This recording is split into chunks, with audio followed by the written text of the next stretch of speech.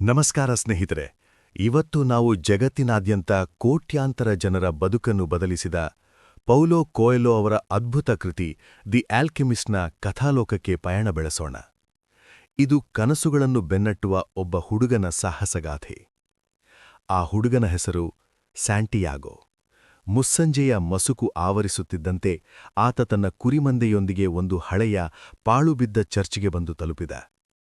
ಆ ಚರ್ಚ್ನ ಮೇಲ್ಛಾವಣಿ ಬಹಳ ಹಿಂದೆಯೇ ಕುಸಿದು ಬಿದ್ದಿತ್ತು. ಹಿಂದೆ ಸ್ಯಾಕ್ರಿಸ್ಟಿ, ಪೂಜಾ ಸಾಮಗ್ರಿಗಳನ್ನಿಡುವ ಕೊಠಡಿಗಿದ್ದ ಜಾಗದಲ್ಲಿ ಈಗ ಒಂದು ಬೃಹತ್ ಸಿಕಾಮೋರ್ ಮರ ಬೆಳೆದು ನಿಂತಿತ್ತು. ಅವನು ಅಂದು ರಾತ್ರಿ ಅಲ್ಲೇ ಉಳಿಯಲು ನಿರ್ಧರಿಸಿದ. ತನ್ನೆಲ್ಲಾ ಕುರಿಗಳು ಆ ಶಿಥಿಲಗೊಂಡ ದ್ವಾರದ ಮೂಲಕ ಒಳಗೆ ಹೋಗುವಂತೆ ನೋಡಿಕೊಂಡ. ನಂತರ ಮಂದೆ ರಾತ್ರಿಯಲ್ಲಿ ಹೊರಗೆ ಅಲೆಯದಂತೆ ತಡೆಯಲು ಆ ದ್ವಾರಕ್ಕೆ ಅಡ್ಡಲಾಗಿ ಕೆಲವು ಮರದ ಹಲಗೆಗಳನ್ನು ಇರಿಸಿದ. ಆ ಪ್ರದೇಶದಲ್ಲಿ ತೋಳಗಳ ಭಯವೇನೂ ಇರಲಿಲ್ಲ. ಆದರೆ ಒಮ್ಮೆ ಪ್ರಾಣಿಯೊಂದು ರಾತ್ರಿ ತಪ್ಪಿಸಿಕೊಂಡಿತ್ತು.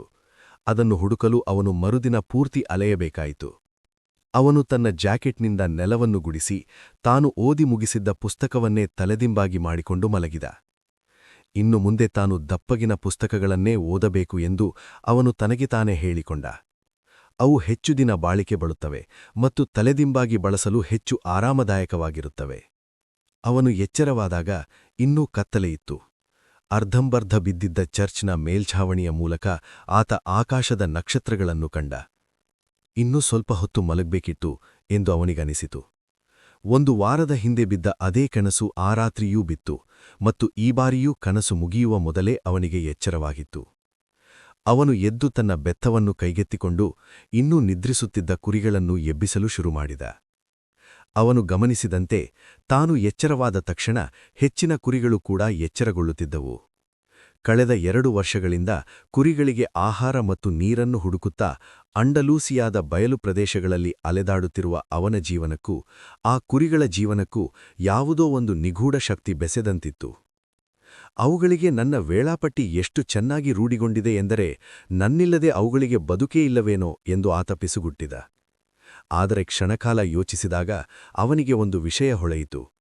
ಬಹುಶಃ ತಾನೇ ಕುರಿಗಳ ವೇಳಾಪಟ್ಟಿಗೆ ಒಗ್ಗಿಕೊಂಡಿರಬಹುದು.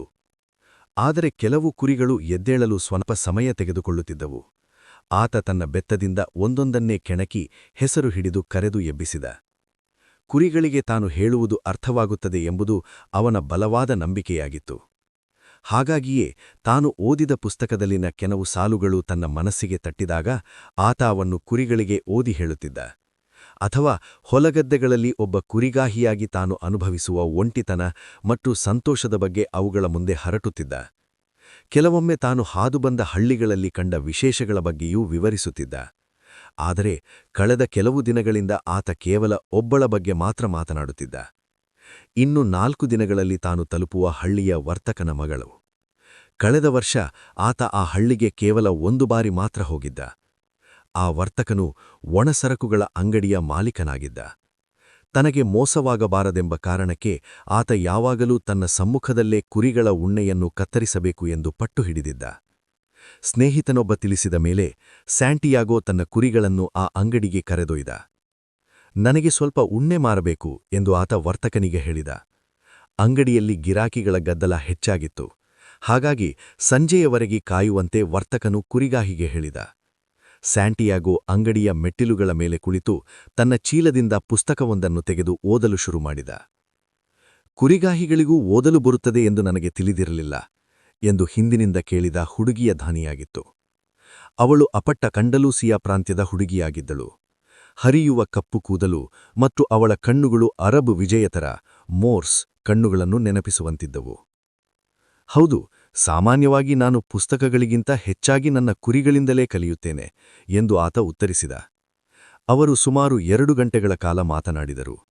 ಅವಳು ತಾನು ವರ್ತಕನ ಮಗಳೆಂದು ಹೇಳಿಕೊಂಡಳು ಮತ್ತು ದಿನ ಒಂದೇ ತರಹ ಇರುವ ಹಳ್ಳಿಯ ಜೀವನದ ಬಗ್ಗೆ ವಿವರಿಸಿದಳು. ಸ್ಯಾಂಟಿಯಾಗೋ ಅವಳಿಗೆ ಅಂಡಲೂಸಿಯಾದ ಹಸಿರು ಬಯಲುಗಳ ಬಗ್ಗೆ ಮತ್ತು ತಾನು ಭೇಟಿ ನೀಡಿದ ಇತರ ಪಟ್ಟಣಗಳ ಸುದ್ದಿಗಳ ಬಗ್ಗೆ ಹೇಳಿದ. ಕುರಿಗಳೊಂದಿಗೆ ಮಾತನಾಡುವುದಕ್ಕಿಂತ ಇದು ಅವನಿಗೆ ಬಹಳ ಸಂತೋಷ ನೀಡಿತು. ನೀನು ಓದಲು ಕಲಿತದ್ದು ಹೇಗೆ ಎಂದು ಅವಳು ಒಂದು ಹಂತದಲ್ಲಿ ಕೇಳಿದಳು. ಎಲ್ಲರೂ ಕಲಿಯುವಂತೆ ಶಾಲೆಯಲ್ಲಿ ಕಲಿತೆ ಎಂದನು ಉತ್ತರಿಸಿದ. ಹಾಗಾದ್ರೆ ನಿನಗೆ ಓದಲು ತಿಳಿದಿದ್ದರೂ ನೀನು ಕೇವಲ ಒಬ್ಬ ಕುರಿಗಾಹಿಯಾಗಿಯೇ ಯಾಕಿದ್ದೀಯಾ ಎಂದು ಅವಳು ಪ್ರಶ್ನಿಸಿದಳು. ಸ್ಯಾಂಟಿಯಾಗೋ ಆ ಪ್ರಶ್ನೆಗೆ ಉತ್ತರಿಸಲಾಗದೆ ಏನೋ ಮಣಮಣಗುಟ್ಟಿ ಸುಮ್ಮನಾದ. ನಾಯ್ಸ್ ಕ್ಯಾನ್ಸಲೇಷನ್, ಸ್ಯಾಂಟಿಯಾಗೋನ ಪಯಣ ಮತ್ತು ಕನಸು. ಆ ಹುಡುಗಿಗೆ ತನ್ನ ಮಾತುಗಳು ಅರ್ಥವಾಗುವುದಿಲ್ಲ ಎಂಬುದು ಸ್ಯಾಂಟಿಯಾಗೋಗೆ ತಿಳಿದಿತ್ತು. ಆದರೂ ಅವನು ತನ್ನ ಪ್ರಯಾಣದ ಕಥೆಗಳನ್ನು ಹೇಳುತ್ತಲೇ ಹೋದ. ಅವನ ಮಾತುಗಳನ್ನು ಕೇಳುತ್ತಾ ಆಕೆಯ ಕಪ್ಪು ಕಣ್ಣುಗಳು ಅಚ್ಚರಿ ಮತ್ತು ಆತಂಕದಿಂದ ಅರಳುತ್ತಿದ್ದವು. ಸಮಯ ಕಳೆದಂತೆ, ಈ ದಿನ ಎಂದಿಗೂ ಮುಗಿಯಬಾರದು, ಅವಳ ತಂದೆ ಕೆಲಸದಲ್ಲಿ ಇನ್ನೂ 3 ದಿನಗಳ ಕಾಲ ಬ್ಯುಸಿಯಾಗಿರಲಿ ಎಂದು ಅವನು ಆಶಿಸತೊಡಗಿದ. ತನ್ನ ಜೀವನದಲ್ಲಿ ಇದೇ ಮೊದಲ ಬಾರಿಗೆ ಅನುಭವಿಸುತ್ತಿರುವ ಒಂದು ಹೊಸ ಭಾವನೆಯನ್ನು ಅವನು ಗುರುತಿಸಿದ. ಒಂದೇ ಕಡೆ ಶಾಶ್ವತವಾಗಿ ನೆಲೆಸುವ ಆಸೆ. ಆ ಕಡುಗಪ್ಪು ಕೂದಲಿನ ಹುಡುಗಿಯ ಜೊತೆಗಿದ್ದರೆ ತನ್ನ ದಿನಗಳು ಎಂದಿಗೂ ಮೊದಲಿನಂತಿರಲು ಸಾಧ್ಯವಿಲ್ಲ ಎಂದು ಅವನಿಗನ್ನಿಸಿತು. ಆದರೆ ಅಂತಿಮವಾಗಿ ವರ್ತಕ ಬಂದೇ ಬಿಟ್ಟ. 4 ಕುರಿಗಳ ಉಣ್ಣೆ ಕತ್ತರಿಸಲು ಹೇಳಿ, ಹಣ ಪಾವತಿಸಿ, ಮುಂದಿನ ವರ್ಷ ಮತ್ತೆ ಬಾ ಎಂದು ಹೇಳಿ ಕಳುಹಿಸಿದ. ಈಗ ಮತ್ತೆ ಅದೇ ಹಳ್ಳಿಗೆ ತಲುಪಲು ಕೇವಲ 4 ದಿನಗಳಷ್ಟೇ ಬಾಕಿಯಿವೆ. ಅವನಲ್ಲಿ ಉತ್ಸಾಹದ ಜೊತೆಗೆ ಒಂದು ರೀತಿಯ ಆತಂಕವೂ ಇತ್ತು. ಬಹುಶಃ ಅವಳು ನನ್ನನ್ನು ಮರೆತಿರಬಹುದು, ಎಷ್ಟು ಜನ ಕುರಿಗಾಹಿಗಳು ಅಲ್ಲಿಗೆ ಬಂದು ಹೋಗುವುದಿಲ್ಲ ಎಂದು ಅಂದುಕೊಂಡ. ಅದಕ್ಕೇನಂತೆ, ಬೇರೆ ಕಡೆ ಬೇರೆ ಹುಡುಗಿಯರು ನನಗೆ ಗೊತ್ತು ಎಂದು ತನ್ನ ಕುರಿಗಳಿಗೆ ಹೇಳಿದರೂ ಅವನ ಹೃದಯಕ್ಕೆ ಮಾತ್ರ ಸತ್ಯ ತಿಳಿದಿತ್ತು. ಅವಳು ಅವನಿಗೆ ಬಹಳ ಮುಖ್ಯವಾಗಿದ್ದಳು. ಖಾಲಿ ಅಲೆಯುವ ಸುಖವನ್ನೂ ಮರೆಸುವ ವ್ಯಕ್ತಿ ಪ್ರತಿ ಊರಿನಲ್ಲೂ ಇರುತ್ತಾರೆ ಎಂಬುದು ಅವನಿಗೆ ತಿಳಿದಿತ್ತು. ಕುರಿಗಳು ಮತ್ತು ಬದಲಾವಣೆ. ಬೆಳಂಬೆಳಗ್ಗೆ ಸೂರ್ಯ ಹುಟ್ಟುತ್ತಿದ್ದಂತೆ ಸ್ಯಾಂಟಿಯಾಗೋ ತನ್ನ ಕುರಿಗಳನ್ನು ಸೂರ್ಯನ ದಿಕ್ಕಿನತ್ತ ನಡೆಸಿದ. ಅವುಗಳಿಗೆ ಎಂದಿಗೂ ಯಾವುದೇ ನಿರ್ಧಾರ ತೆಗೆದುಕೊಳ್ಳುವ ಪ್ರಮೇಯವೇ ಬರುವುದಿಲ್ಲ. ಬಹುಶಃ ಅದಕ್ಕಾಗಿಯೇ ಅವು ಯಾವಾಗಲೂ ನನ್ನ ಹತ್ತಿರವೇ ಇರುತ್ತವೆ ಎಂದು ಆತ ಯೋಚಿಸಿದ. ಕುರಿಗಳಿಗೆ ಬೇಕಿರೋದು ಕೇವಲ ಆಹಾರ ಮತ್ತು ನೀರು ಮಾತ್ರ. ಅಂಡಲೂಸಿಯಾದ ಅತ್ಯುತ್ತಮ ಹುಲ್ಲುಗಾವಲುಗಳನ್ನು ಹುಡುಕುವ ಕಲೆ ಸ್ಯಾಂಟಿಯಾಗೋಗೆ ತಿಳಿದಿರುವವರೆಗೆ ಅವು ಅವನ ಮಿತ್ರರಾಗಿರುತ್ತವೆ. ನಾನೇನಾದರೂ ಇಂದು ರಾಕ್ಷಸನಾಗಿ ಬದಲಾಗಿ ಅವುಗಳನ್ನು ಒಂದೊಂದಾಗಿ ಕೊಲ್ಲಲು ಶುರುಮಾಡಿದರೆ ಅರ್ಧಕ್ಕಿಂತ ಹೆಚ್ಚು ಮಂದೆ ಸತ್ತ ಮೇಲಷ್ಟೇ ಅವುಗಳಿಗೆ ವಿಷಯ ತಿಳಿಯಬಹುದು ಎಂದು ಆತ ಕಹಿಯಾಗಿ ಯೋಚಿಸಿದ. ಅವು ಅವನನ್ನು ಅತಿಯಾಗಿ ನಂಬಿದ್ದವು, ಸ್ವಂತ ಬುದ್ಧಿಶಕ್ತಿಯನ್ನೇ ಮರೆತುಬಿಟ್ಟಿದ್ದವು. ತನ್ನ ನಿಷ್ಠಾವಂತ ಪ್ರಾಣಿಗಳ ಬಗ್ಗೆ ತನಗೇಕೆ ಇಂತಹ ಕೋಪ ಬರುತ್ತಿದೆ ಎಂದು ಅವನಿಗೆ ಆಶ್ಚರ್ಯವಾಯಿತು. ಬಹುಶಃ ಆ ಹಳೆಯ ಚರ್ಚ್ನ ಪ್ರಭಾವವಿರಬಹುದು. ಅವನು ತನ್ನ ಜಾಕೆಟನ್ನು ಮೈಗೆ ಬಿಗಿಯಾಗಿ ಸುತ್ತಿಕೊಂಡ. ಸ್ವಲ್ಪ ಹೊತ್ತಿನಲ್ಲೇ ಬಿಸಿಲು ಏರುತ್ತದೆ ಮತ್ತು ಈ ಭಾರವಾದ ಜಾಕೆಟನ್ನು ಹೊತ್ತು ನಡೆಯುವುದು ಕಷ್ಟವಾಗುತ್ತದೆ ಎಂಬುದು ಅವನಿಗೆ ತಿಳಿದಿತ್ತು.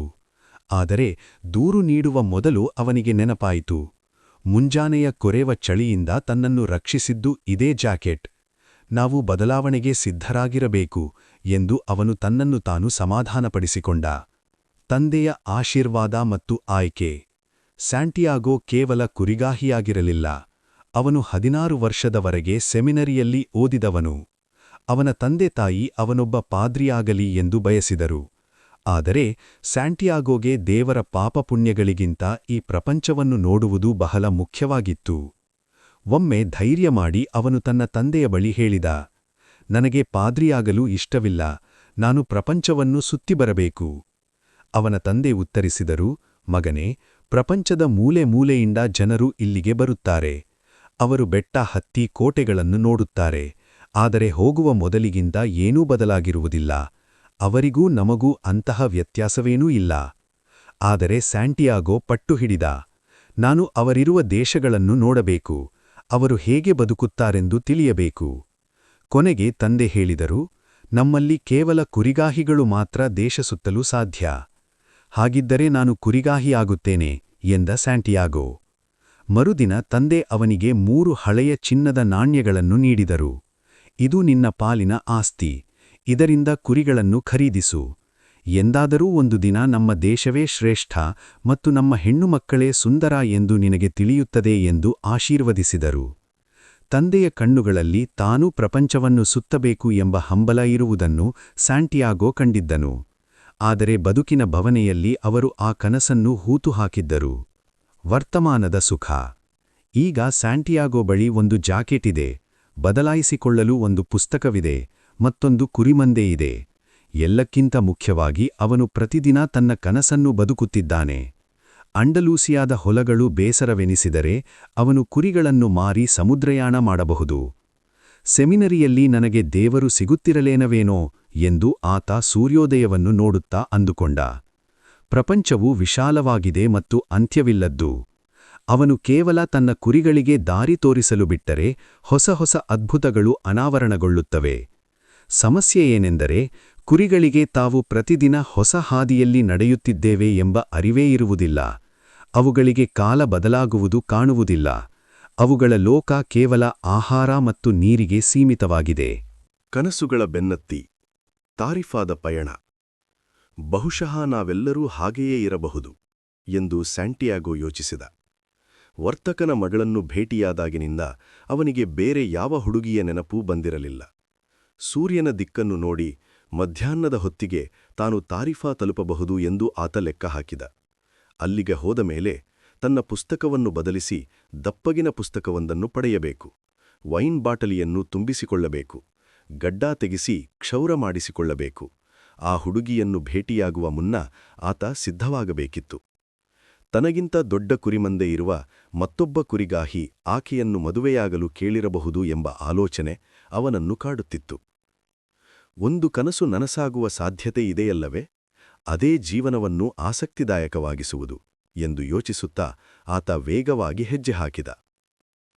ಕನಸುಗಳ ಅರ್ಥ ಹೇಳುವ ಮುದುಕಿ. ತಾರಿಫಾದಲ್ಲಿ ಕನಸುಗಳ ಅರ್ಥ ಹೇಳುವ ಒಬ್ಬ ಮುದುಕಿ ಇದ್ದಾಳೆ ಎಂಬುದು ಅವನಿಗೆ ಇದ್ದಕ್ಕಿದ್ದಂತೆ ನೆನಪಾಯಿತು. ಅವಳು ಅವನನ್ನು ತನ್ನ ಮನೆಯ ಹಿಂದಿನ ಕೋಣೆಗೆ ಕರೆದೊಯ್ದಳು. ಅಲ್ಲಿ ಒಂದು ಟೇಬಲ್, ಜೇಸಸ್ನ ಪವಿತ್ರ ಹೃದಯದ ಚಿತ್ರ ಮತ್ತು 2 ಕುರ್ಚಿಗಳಿದ್ದವು. ಅವಳು ಅವನ ಕೈಗಳನ್ನು ಹಿಡಿದು ಮೆಲ್ಲನೆ ಪ್ರಾರ್ಥಿಸಲು ಶುರುಮಾಡಿದಳು. ಅದು ಜಿಪ್ಸಿಗಳ ಪ್ರಾರ್ಥನೆಯಂತೆ ಕೇಳಿಸಿತು. ಚಿಕ್ಕವನಿದ್ದಾಗ ಜಿಪ್ಸಿಗಳು ಮಕ್ಕಳನ್ನು ಅಪಹರಿಸಿ ಗುಲಾಮರನ್ನಾಗಿ ಮಾಡಿಕೊಳ್ಳುತ್ತಾರೆ ಎಂಬ ಭಯ ಸ್ಯಾಂಟಿಯಾಗೋನಲ್ಲಿತ್ತು. ಈಗ ಆ ಮುದುಕಿ ಅವನ ಕೈ ಹಿಡಿದಾಗ ಅದೇ ಹಳೆಯ ಭಯ ಮತ್ತೆ ಮರುಕಳಿಸಿತು. ಆದರೆ ಅಲ್ಲಿ ಜೇಸಸ್ನ ಚಿತ್ರವಿರುವುದನ್ನು ನೋಡಿ ಆತ ಸಮಾಧಾನ ಮಾಡಿಕೊಂಡ. ನಿಮ್ಮ ಹಸ್ತಸಾಮುದ್ರಿಕೆಯನ್ನು ಕೇಳಲು ನಾನಿಲ್ಲಿ ಬಂದಿಲ್ಲ ಎಂದು ಸ್ಯಾಂಟಿಯಾಗೋ ತನ್ನ ಕೈಗಳನ್ನು ಹಿಂದೆಳೆದುಕೊಂಡ. ಸುಮ್ಮನೆ ಅವಳಿಗೆ ಹಣ ಕೊಟ್ಟು ಅಲ್ಲಿಂದ ಹೊರಟು ಹೋಗುವುದು ಲೇಸು ಎಂದು ಅವನಿಗೆ ಅನ್ನಿಸಿತು. ಆದರೆ ಆಕೆ ಹೇಳಿದಳು, ನೀನು ನಿನ್ನ ಕನಸಿನ ಬಗ್ಗೆ ತಿಳಿಯಲು ಬಂದಿದ್ದೀಯಾ? ಕನಸುಗಳು ಎಂಬುದು ದೇವರ ಭಾಷೆ. ದೇವರು ನಮ್ಮ ಭಾಷೆಯಲ್ಲಿ ಮಾತನಾಡಿದರೆ ನಾನು ಅರ್ಥೈಸಬಲ್ಲೆ. ಆದರೆ ಆತ ಆತ್ಮದ ಭಾಷೆಯಲ್ಲಿ ಮಾತನಾಡಿದರೆ ಅದನ್ನು ನೀನು ಮಾತ್ರ ಅರ್ಥಮಾಡಿಕೊಳ್ಳಬಲ್ಲೆ. ಆದರೂ ನನ್ನ ಸಲಹೆಗೆ ನಾನು ಶುಲ್ಕ ಪಡೆಯುತ್ತೇನೆ. ಆ ಈಜಿಪ್ಟ್ನ ಪಿರಮಿಡ್ಗಳು. ಸ್ಯಾಂಟಿಯಾಗೋ ತನ್ನ ಕನಸನ್ನು ವಿವರಿಸಿದ. ನಾನು ನನ್ನ ಕುರಿಗಳೊಂದಿಗೆ ಹೊಲದಲ್ಲಿದ್ದಾಗ ಒಬ್ಬ ಮಗು ಬಂದು ಕುರಿಗಳ ಜೊತೆ ಆಟವಾಡತೊಡಗಿತು. ನಂತರ ಆ ಮಗು ನನ್ನ ಕೈ ಹಿಡಿದು ಈಜಿಪ್ಟ್ನ ಪಿರಮಿಡ್ಗಳ ಬಳಿ ಕರೆದೊಯ್ತು. ನೀನು ಇಲ್ಲಿಗೆ ಬಂದರೆ ನಿನಗೊಂದು ಗುಪ್ತ ನಿಧಿ ಸಿಗುತ್ತದೆ ಎಂದು ಆ ಮಗು ಹೇಳಿತು. ಆದರೆ ಆ ನಿಧಿಯಿರುವ ನಿಖರವಾದ ಜಾಗವನ್ನು ತೋರಿಸುವಷ್ಟರಲ್ಲಿ ನನಗೆ ಎಚ್ಚರವಾಯಿತು. ಇದು 2 ಬಾರಿ ಸಂಭವಿಸಿದೆ. ಮುದುಕಿ ಸ್ವಲ್ಪ ಹೊತ್ತು ಸುಮ್ಮನಿದ್ದು ಆತನ ಕೈಗಳನ್ನು ಮತ್ತೆ ಪರೀಕ್ಷಿಸಿದಳು. ಈಗ ನಾನು ನಿನಗೆ ಹಣ ಕೇಳುವುದಿಲ್ಲ. ಆದರೆ ನಿನಗೆ ನಿಧಿ ಸಿಕ್ಕಾಗ ಅದರ 10ನೇ 1 ಭಾಗವನ್ನು ನನಗೆ ಕೊಡಬೇಕು ಎಂದು ಷರತ್ತು ಹಾಕಿದಳು. ಸ್ಯಾಂಟಿಯಾಗೋಗೆ ನಗು ಬಂತು. ಯಾವುದೋ ಕನಸಿನ ನಿಧಿಯ ಬಗ್ಗೆ ತಾನು ಹಣ ಉಳಿಸಬಹುದಲ್ಲ ಎಂದು ಆತ ಒಪ್ಪಿಕೊಂಡ. ಆಕೆ ಗಂಭೀರವಾಗಿ ಹೇಳಿದಳು, ನೀನು ಈಜಿಪ್ತಿನ ಪಿರಮಿಡ್ಗಳಿಗೆ ಹೋಗಲೇಬೇಕು. ಅಲ್ಲಿ ನಿನಗೆ ಒಬ್ಬ ಶ್ರೀಮಂತ ವ್ಯಕ್ತಿಯನ್ನಾಗಿ ಮಾಡುವ ನಿಧಿ ಸಿಗುತ್ತದೆ. ಸ್ಯಾಂಟಿಯಾಗೋಗೆ ಸಿಟ್ಟು ಬಂತು. ಇದನ್ನು ಹೇಳಲು ನೀನು ಬೇಕಿರಲಿಲ್ಲ ಎಂದ. ಆಗ ಮುದುಕಿ ಹೇಳಿದ ಅದ್ಭುತ ಮಾತು. ಜೀವನದ ಸರಳ ವಿಷಯಗಳೇ ಅತ್ಯಂತ ಅಸಾಮಾನ್ಯವಾದವುಗಳು. ಕೇವಲ ಜ್ಞಾನಿಗಳಿಗೆ ಮಾತ್ರ ಅವು ಅರ್ಥವಾಗುತ್ತವೆ. ನಾನು ಜ್ಞಾನಿಯಲ್ಲದ ಕಾರಣ ಹಸ್ತ ನೋಡುವುದನ್ನು ಕಲಿಯಬೇಕಾಯಿತು. ಪ್ಲಾಜಾದಲ್ಲಿ ಅಪರಿಚಿತನ ಭೇಟಿ. ಸ್ಯಾಂಟಿಯಾಗೋ ನಿರಾಸೆಯಿಂದ ಅಲ್ಲಿಂದ ಹೊರಬಂದ. ಇನ್ನು ಮೇಲೆ ಎಂದಿಗೂ ಕನಸುಗಳನ್ನು ನಂಬಬಾರದು ಎಂದು ನಿರ್ಧರಿಸಿದ. ಮಾರುಕಟ್ಟೆಯಲ್ಲಿ ಹಳೆಯ ಪುಸ್ತಕವನ್ನು ಕೊಟ್ಟು ಹೊಸದಾದ ದಪ್ಪಗಿನ ಪುಸ್ತಕವೊಂದನ್ನು ತಂದ. ಒಂದು ಬೆಂಚ್ ಮೇಲೆ ಕುಳಿತು ವೈನ್ ಕುಡಿಯುತ್ತಾ ಓದಲು ಕುಳಿತ. ಜನರು ಪ್ರತಿದಿನ ಒಂದೇ ಮುಖಗಳನ್ನು ನೋಡಿದ್ದರೆ ಆ ಜನರು ನಿಮ್ಮ ಜೀವನದ ಭಾಗವಾಗಿ ಬಿಡುತ್ತಾರೆ. ನಂತರ ಅವರು ನೀವು ಹೇಳಿದಂತೆ ಇರಬೇಕು ಎಂದು ಬಯಸುತ್ತಾರೆ. ನೀವು ಹಾಗೆ ಇರದಿದ್ದರೆ ಅವರಿಗೆ ಕೋಪ ಬರುತ್ತದೆ. ಪ್ರತಿಯೊಬ್ಬರಿಗೂ ಇತರರು ಹೇಗೆ ಬದುಕಬೇಕು ಎಂಬ ಸ್ಪಷ್ಟ ಕಲ್ಪನೆ ಇರುತ್ತದೆ, ಆದರೆ ತಮ್ಮ ಸ್ವಂತ ಬದುಕಿನ ಬಗ್ಗೆ ಇರುವುದಿಲ್ಲ ಎಂದು ಆತ ಯೋಚಿಸಿದ. ಅವನು ಓದುತ್ತಿದ್ದ ಪುಸ್ತಕದಲ್ಲಿ ಮಂಜುಗಡ್ಡೆಯ ದಿನದ ಅಂತ್ಯಕ್ರಿಯೆಯ ವರ್ಣನೆಯಿತ್ತು. ಅಷ್ಟರಲ್ಲಿ ಒಬ್ಬ ಮುದುಕ ಬಂದು ಅವನ ಪಕ್ಕ ಕುಳಿತು ಹರಟೆ ಹೇಳಲು ಶುರುಮಾಡಿದ. ಸ್ಯಾಂಟಿಯಾಗೋ ಓದಿನತ್ತ ಗಮನಹರಿಸುವಂತೆ ನಟಿಸಿದ. ಆದರೂ ಮುದುಕ ಬಿಡಲಿಲ್ಲ. ಆತ ಕುಡಿಯಲು ಸ್ವಲ್ಪ ವೈನ್ ಕೇಳಿದ. ಸ್ಯಾಂಟಿಯಾಗೋ ಬೇಸರದಿಂದಲೇ ಬಾಟಲಿ ನೀಡಿದ. ನೀನು ಏನು ಓದುತ್ತಿದ್ದೀಯಾ ಎಂದು ಮುದುಕ ಕೇಳಿದಾಗ ಸ್ಯಾಂಟಿಯಾಗೋ ಆ ಪುಸ್ತಕವನ್ನು ಅವನ ಕೈಗೆ ನೀಡಿದ.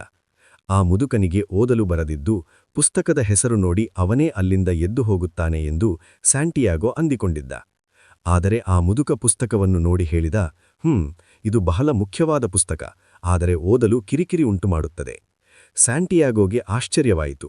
ಈ ಮುದುಕನಿಗೆ ಓದಲು ಅಷ್ಟೇ ಅಲ್ಲ, ಈತ ಈಗಾಗಲೇ ಆ ಪುಸ್ತಕವನ್ನು ಓದಿದ್ದ. ಪ್ರಪಂಚದ ಅತಿದೊಡ್ಡ ಸುಳ್ಳು ಮತ್ತು ಪರ್ಸನಲ್ ಲೆಜೆಂಡ್. ಆ ಮುದುಕ ಹೇಳಿದ ಮಾತು ಕೇಳಿ ಸ್ಯಾಂಟಿಯಾಗೋಗೆ ಆಶ್ಚರ್ಯವಾಯಿತು. ಆ ಪುಸ್ತಕ ಕಿರಿಕಿರಿ ಉಂಟುಮಾಡುತ್ತದೆ ಎಂದು ಮುದುಕ ಹೇಳಿದ್ದರೂ ಅದನ್ನು ಬದಲಿಸಲು ಸ್ಯಾಂಟಿಯಾಗೋಗೆ ಇನ್ನೂ ಸಮಯವಿತ್ತು.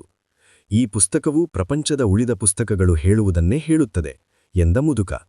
ಮನುಷ್ಯರು ತಮ್ಮ ಬದುಕಿನ ನೈಜ ಗುರಿಯನ್ನು ಆರಿಸಿಕೊಳ್ಳಲು ಅಸಮರ್ಥರಾಗಿರುತ್ತಾರೆ ಎಂಬುದು ಇದು ವಿವರಿಸುತ್ತದೆ. ಕೊನೆಗೂ ಇದು ಪ್ರಪಂಚದ ಅತಿದೊಡ್ಡ ಸುಳ್ಳನ್ನು ನಂಬುವಂತೆ ಮಾಡುತ್ತದೆ. ಅಷ್ಟಕ್ಕೂ ಪ್ರಪಂಚದ ಅತಿದೊಡ್ಡ ಸುಳ್ಳು ಯಾವುದು ಎಂದು ಕುತೂಹಲದಿಂದ ಕೇಳಿದ ಸ್ಯಾಂಟಿಯಾಗೋ. ಮುದುಕ ಉತ್ತರಿಸಿದ, ಅದೇನೆಂದರೆ ನಮ್ಮ ಜೀವನದ ಒಂದು ಹಂತದಲ್ಲಿ ನಮ್ಮ ಬದುಕಿನ ಮೇಲೆ ನಮಗಿರುವ ನಿಯಂತ್ರಣ ತಪ್ಪಿಹೋಗಿ ನಮ್ಮ ಜೀವನ ವಿಧಿಯ ಕೈಗೆ ಸಿಕ್ಕುತ್ತದೆ ಎಂಬ ನಂಬಿಕೆ. ಇದೇ ಪ್ರಪಂಚದ ಅತಿದೊಡ್ಡ ಸುಳ್ಳು. ನನ್ನ ವಿಷಯದಲ್ಲಿ ಹಾಗಾಗಲಿಲ್ಲ ಎಂದ ಸ್ಯಾಂಟಿಯಾಗೋ. ನನ್ನ ಮನೆಯವರು ನನ್ನನ್ನು ಪಾದ್ರಿಯಾಗಬೇಕು ಎಂದು ಬಯಸಿದ್ದರು, ಆದರೆ ನಾನು ಕುರಿಗಾಹಿಯಾಗಲು ನಿರ್ಧರಿಸಿದೆ. ಅದು ಒಳ್ಳೆಯ ನಿರ್ಧಾರ, ಯಾಕೆಂದರೆ ನಿನಗೆ ಪ್ರಯಾಣ ಮಾಡಲು ಇಷ್ಟ ಎಂದ ಮುದುಕ ಹೇಳಿದಾಗ ಸ್ಯಾಂಟಿಯಾಗೋಗೆ ದಿಗಾಳವಾಯಿತು. ಈತನಿಗೆ ನನ್ನ ಮನಸ್ಸಿನ ಮಾತು ಹೇಗೆ ತಿಳಿಯಿತು? ಸ್ಯಾಂಟಿಯಾಗೋ ಆ ಮುದುಕನ ಉಡುಪನ್ನು ಗಮನಿಸಿದ. ಆತ ಒಬ್ಬ ಅರಬ್ ದೇಶದವನಂತೆ ಕಾಣಿಸುತ್ತಿದ್ದ. ನೀವು ಎಲ್ಲಿಂದ ಬಂದವರು ಎಂದು ಕೇಳಿದ ಸ್ಯಾಂಟಿಯಾಗೋ. ನಾನು ಬಹಳಷ್ಟು ಕಡೆಗಳಿಂದ ಬಂದಿದ್ದೇನೆ ಎಂದ ಮುದುಕ. ಯಾರೂ ಬಹಳಷ್ಟು ಕಡೆಗಳಿಂದ ಬರಲು ಸಾಧ್ಯವಿಲ್ಲ. ನಾನು ಕುರಿಗಾಹಿ, ಬಹಳಷ್ಟು ಜಾಗ ಸುತ್ತಿದ್ದೇನೆ, ಆದರೆ ನಾನು ಬಂದದ್ದು ಒಂದು ಹಳೆಯ ಕೋಟೆಯ ಹತ್ತಿರವಿರುವ ನಗರದಿಂದ ಎಂದು ಸ್ಯಾಂಟಿಯಾಗೋ ವಿವರಿಸಿದ. ಆಗ ಮುದುಕ ನಗುತ್ತಾ ಹೇಳಿದ, ಹಾಗಿದ್ದರೆ ನಾನು ಸಾಲೇಂ ನಗರದಲ್ಲಿ ಜನಿಸಿದೆ ಎಂದು ಹೇಳಬಹುದು. ನಾನು ಸಾಲೇಂನ ರಾಜ. ಸ್ಯಾಂಟಿಯಾಗೋಗೆ ಇದೆಲ್ಲ ವಿಚಿತ್ರವೆನಿಸಿತು. ಮನುಷ್ಯರ ಜೊತೆ ಮಾತನಾಡುವುದಕ್ಕಿಂತ ಕುರಿಗಳ ಜೊತೆ ಇರುವುದೇ ವಾಸಿ ಎಂದು ಅವನಿಗೆ ಅನ್ನಿಸಿತು. ಸರಿ, ನನ್ನ ಪುಸ್ತಕ ಕೊಡಿ, ನಾನು ಹೋಗಬೇಕು ಎಂದ ಸ್ಯಾಂಟಿಯಾಗೋ. ಆದರೆ ಮುದುಕ ಹೇಳಿದ, ನಿನ್ನ ಕುರಿಮಂದೆಯ 10ನೇ 1 ಭಾಗವನ್ನು ನನಗೆ ಕೊಡು, ನಿನಗೆ ನಿಧಿ ಎಲ್ಲಿ ಸಿಗುತ್ತದೆ ಎಂದು ಹೇಳುತ್ತೇನೆ. ಸ್ಯಾಂಟಿಯಾಗೋಗೆ ಆ ಮುದುಕನ ಮೇಲೆ ಅನುಮಾನ ಬಂತು. ಆತ ಮರಳಿನ ಮೇಲೆ ಕೋಲಿನಿಂದ ಏನೋ ಬರೆಯಲು ಶುರುಮಾಡಿದ. ಅಷ್ಟರಲ್ಲಿ ಆ ಮುದುಕನ ಎದೆಯ ಭಾಗದಿಂದ ಯಾವುದೋ ಮಿಂಚಿನಂತಹ ಬೆಳಕು ಹೊರಬಂದು ಸ್ಯಾಂಟಿಯಾಗೋನ ಕಣ್ಣು ಕುರುಡಾಗುವಂತೆ ಮಾಡಿತು. ಮುದುಕ ತಕ್ಷಣ ತನ್ನ ವಸ್ತ್ರದಿಂದ ಅದನ್ನು ಮುಚ್ಚಿಕೊಂಡ. ಮರಳಿನತ್ತ ನೋಡಿದ ಸ್ಯಾಂಟಿಯಾಗೋ ಸ್ತಬ್ಧನಾದ. ಅಲ್ಲಿ ಅವನ ತಂದೆತಾಯಿಯ ಹೆಸರು, ಅವನು ಓದಿದ ಶಾಲೆ ಮತ್ತು ಅವನು ಇದುವರೆಗೂ ಯಾರಿಗೂ ಹೇಳದ ಗುಪ್ತ ವಿಷಯಗಳೆಲ್ಲ ಬರೆಯಲ್ಪಟ್ಟಿದ್ದವು. ಅಷ್ಟೇ ಅಲ್ಲ, ತಾನು ಭೇಟಿ ಮಾಡಬೇಕೆಂದಿದ್ದ ವರ್ತಕನ ಮಗಳ ಹೆಸರು ಅಲ್ಲಿದೆ. ಬದುಕಿನ ನೈಜ ಗುರಿ. ಒಬ್ಬ ರಾಜ ಯಾಕೆ ಕುರಿಗಾಹಿಯ ಜೊತೆ ಮಾತನಾಡುತ್ತಿದ್ದಾನೆ ಎಂದು ಸ್ಯಾಂಟಿಯಾಗೋ ವಿನಯದಿಂದ ಕೇಳಿದ. ಮುದುಕ ಉತ್ತರಿಸಿದ, ಯಾಕೆಂದರೆ ನೀನು ನಿನ್ನ ಪರ್ಸನಲ್ ಲೆಜೆಂಡನ್ನು ಗುರುತಿಸುವಲ್ಲಿ ಯಶಸ್ವಿಯಾಗಿದ್ದೀಯ. ಪರ್ಸನಲ್ ಲೆಜೆಂಡ್ ಎಂದರೆ ನೀನು ಈ ಜೀವನದಲ್ಲಿ ಏನನ್ನು ಸಾಧಿಸಬೇಕು ಎಂದು ಮನಸ್ಫೂರ್ತಿಯಾಗಿ ಹಂಬಲಿಸುತ್ತೀಯೋ ಅದು. ಚಿಕ್ಕವರಿದ್ದಾಗ ನಮ್ಮೆಲ್ಲರಿಗೂ ನಮ್ಮ ಗುರಿ ಏನು ಎಂದು ತಿಳಿದಿರುತ್ತದೆ. ಆಗ ಎಲ್ಲವೂ ಸಾಧ್ಯವೆನಿಸುತ್ತದೆ. ಕನಸು ಕಾಣಲು ಭಯವಿರುವುದಿಲ್ಲ. ಆದರೆ ಕಾಲ ಕಳೆದಂತೆ ಯಾವುದೋ ಒಂದು ನಿಗೂಢ ಶಕ್ತಿ ಅದು ನಿನಗೆ ಅಸಾಧ್ಯ ಎಂದು ನಂಬಿಸಲು ಶುರುಮಾಡುತ್ತದೆ.